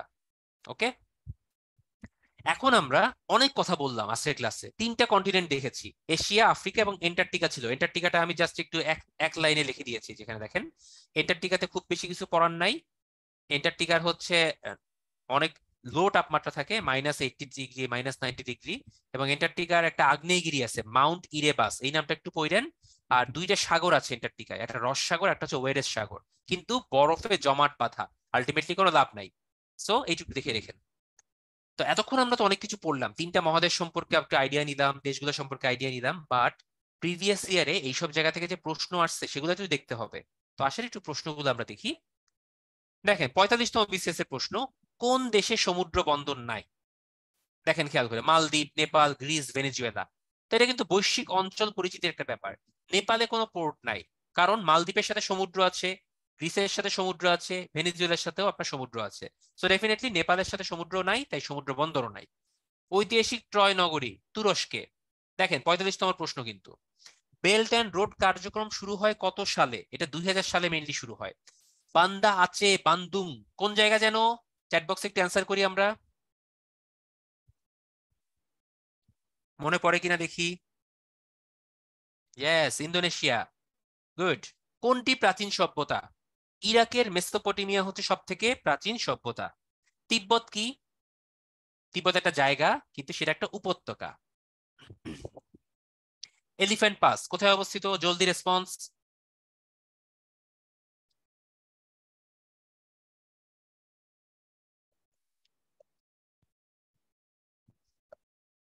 মজা লাগতেছে ভাইয়া, আপনাদের এলিফ্যান্ট পাসের প্রশ্নটা দিয়ে আমি খুব ধরা খাওয়াই দিছি। এলিফ্যান্ট থাইল্যান্ডে পাওয়া যায় বলেই কি এলিফ্যান্ট পাস থাইল্যান্ডে হবে? বলেন ভাইয়া। এটা শ্রীলঙ্কাতে একটা সামরিক ঘাঁটি, সামরিক জায়গা। এইখানেই ধরাটা খাবে, এলিফ্যান্ট দেখা মাত্রই সবাই থাইল্যান্ড দিয়ে দিবে এবং নেগেটিভ মার্কিং খাবে। আচ্ছা, বাংলাদেশ ও ভারতের মধ্যে সম্পাদিত গঙ্গার পানি বন্টন চুক্তি কবে শেষ হবে? এটা আসলে ভারতে এবং বাংলাদেশের মধ্যে চুক্তি মানে আন্তঃরাষ্ট্রীয় সম্পর্কের মধ্যে পড়ে, এই স্লাইডের টপিক হয় না। তারপরও অ্যান্সারটা আমরা জানি, 1996 থেকে 30 বছর পর্যন্ত, 2026 গিয়ে শেষ হবে। তাসখান চুক্তি, পাকিস্তান ভারত। ক্যাম্প ডেভিড চুক্তির মাধ্যমে ইসরায়েলের সাথে পূর্ণ কূটনৈতিক সম্পর্ক স্থাপন করেছিল দুইটা দেশ, জর্ডান এবং মিশর। ঠিক আছে, যুদ্ধের পরে কূটনৈতিক সম্পর্ক চালু করেছিল তারা। নেকড়ে যোদ্ধা কূটনীতি, এটা আমি ক্লাসে পড়িয়েছি আজকে এবং অনেকবার বলেছিও, ব্যাখ্যা করে বলেছি। কোন দেশ? উত্তর দিবেন। ইংলিশটা বলি। Yes, China. নিচের কোন দেশে, থ্যাংক ইউ, থ্যাংক ইউ ভাই, আপনারা খুবই ইন্টারেক্টিভ, ভালো লেগেছে আপনাদের সাথে আজকে ক্লাসটা করে। আমি নিজেও আসলে মানে মানে একটা হ্যাপি ফিলিংস হচ্ছে যে না, আমি ইন্টারেক্টিভ একটা ক্লাস পেয়েছি এবং আপনারাও বুঝতেছেন। নিচের কোন দেশটি আসিয়ান জোটভুক্ত নয়? দেখেন, ভিয়েতনাম, কম্বোডিয়া, লাওস, তিনটাই স্বায়ত্তশাসিত এবং পূর্ণ মানে সার্বভৌম দেশ। হংকং তো কোনো দেশই না, তো সে জোটভুক্ত হবে কিভাবে? So definitely Hong Kong out. কোন রাষ্ট্রটি বিরোধপূর্ণ দক্ষিণ চীন সাগরের জলসীমার দাবিদার নয়? এটা জানতে গেলে দক্ষিণ চীন সাগরের আশেপাশে কারা কারা থাকে এটা আমাকে জানতে হবে। দক্ষিণ চীন সাগরের আশেপাশে আছে মালয়েশিয়ার একটু জায়গা আছে, ফিলিপাইন আছে, ভিয়েতনাম আছে। ক্যাম্বোডিয়া ভিতরের দিকে, ক্যাম্বোডিয়া কোনোভাবেই কোনো কিছু দাবি করে না। নাথুলা পাস কোন দুই দেশকে সংযুক্ত করেছে? ওই যে সিকিম, নাথুলা পাস, ডোকলামের জায়গাটা, ভারত এবং চীন। ব্যাডমিন্টন কোন দেশের জাতীয় খেলা? পিং পং নিয়ে প্রশ্ন এসেছিল 40তম 38তম বিসিএস এ, ব্যাডমিন্টন নিয়ে 43তমতে এসেছে। ইন্দোনেশিয়া ভাইয়া, ইন্দোনেশিয়া জাতীয় খেলা ব্যাডমিন্টন। চীনের জিনজিয়াং প্রদেশে মুসলিম গোষ্ঠীর নাম কি? খেয়াল করেন, এটা 36তম বিসিএস এ এই প্রশ্নটা এসেছিল যে উইঘুর মুসলিম মুসলিমদের উপর যে অত্যাচার হচ্ছে উইঘুরে, সেটা কোন এলাকায় অবস্থিত বা কোন দেশে? চীনে। তো এখন দেখেন 43 প্রশ্নটা ঘুরিয়ে দিয়েছে, চীনের জিনজিয়াং প্রদেশের মুসলিম গোষ্ঠীর নাম কি? উইঘুর। তার মানে কোশ্চেন রিপিট করে। সো প্রিভিয়াস ইয়ারের কোশ্চেন ভালোভাবে আগে পড়ে নিবেন আমাদের প্রিপারেশন বুক থেকে। ওকে। মিয়ানমারের নির্বাচিত সরকারের নাম কি? কোন সরকার হয়েছে? অং সান সুচির সরকার, কিন্তু সেটার নাম আছে তো একটা ভাইয়া, এটা হচ্ছে ন্যাশনাল ইউনিটি সরকার, এনএলডি। নাকি কোনটা, এনএলডি নাকি ন্যাশনাল ইউনিটি? একটু জিজ্ঞেস দেখেন তো, আপনাদের কাছে প্রশ্ন, কোনটা হবে?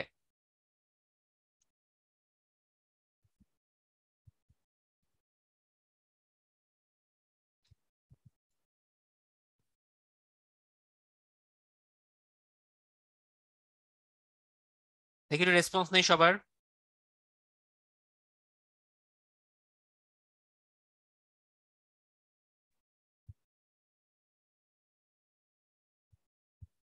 ডিসি প্যাস লাগায়া দেখি, মজা নিচ্ছে আমি একটু, সবাই অ্যান্সার করতে থাকেন।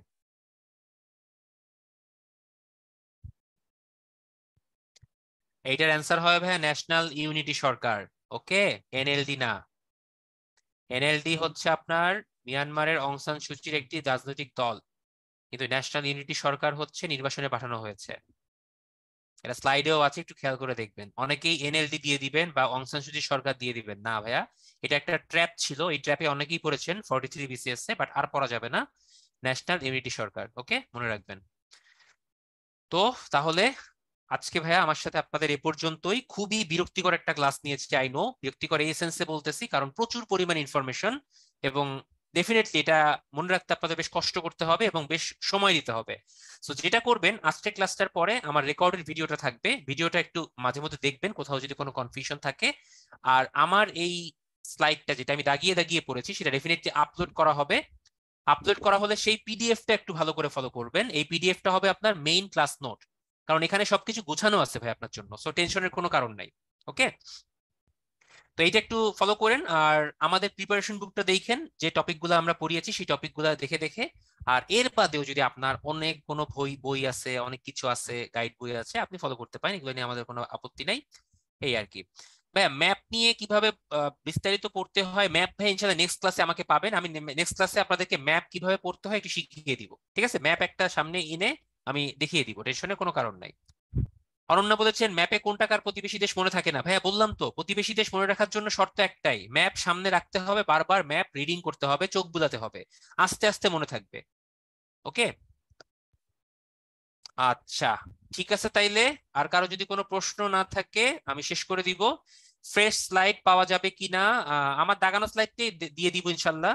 আর ফ্রেশ স্লাইডের জন্য আমাদের একটু উত্তোলন কর্তৃপক্ষের সাথে কথা বলেন, তারা যদি আপনাদেরকে প্রোভাইড করে ইনশাল্লাহ পারবেন। আচ্ছা, অনার্স এর পাশাপাশি কিভাবে প্রিপারেশন নিব? এই যে ক্লাস তো করতেছেন, করতে থাকেন, মাঝে মধ্যে অনার্স পড়বেন, অনার্স আগে মেইন গুরুত্ব দিয়ে পড়েন, সাথে আমাদের এই কোর্সগুলোর টপিকগুলো একটু পড়তে থাকেন। দুইটা সাইমultaneously করতে পারলে আপনি করবেন, না হলে দরকার নাই। যদি অনার্সের রেজাল্ট খারাপ হয়, ডেফিনেটলি ইউ শুড স্কিপ। ওকে, আমার পক্ষ থেকে এই পর্যন্তই তাহলে। আল্লাহ হাফেজ, শুভরাত্রি, ভালো থাকবেন, ইনশাল্লাহ নেক্সট ক্লাসে আবারও কথা হবে। আসসালামু আলাইকুম ভাইয়া। অসংখ্য ধন্যবাদ ভাইয়াকে খুব সুন্দরভাবে আপনাদের ক্লাসটা নেওয়ার জন্য, আর আপনাদেরকে অসংখ্য ধন্যবাদ খুব সুন্দরভাবে ক্লাসগুলো করার জন্য।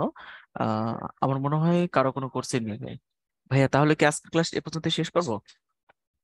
হ্যাঁ ভাইয়া, শেষ করতে পারি ইনশাল্লাহ। নেক্সট দিন ওকে আমরা ভাইয়া। ক্লাসের শুরুতে হয়তো কিছু কোশ্চেন নিতে পারি এই ক্লাসের উপরে, তারপর আমরা আবার আলোচনা করবো ইনশাল্লাহ। ওকে, থ্যাংক ইউ।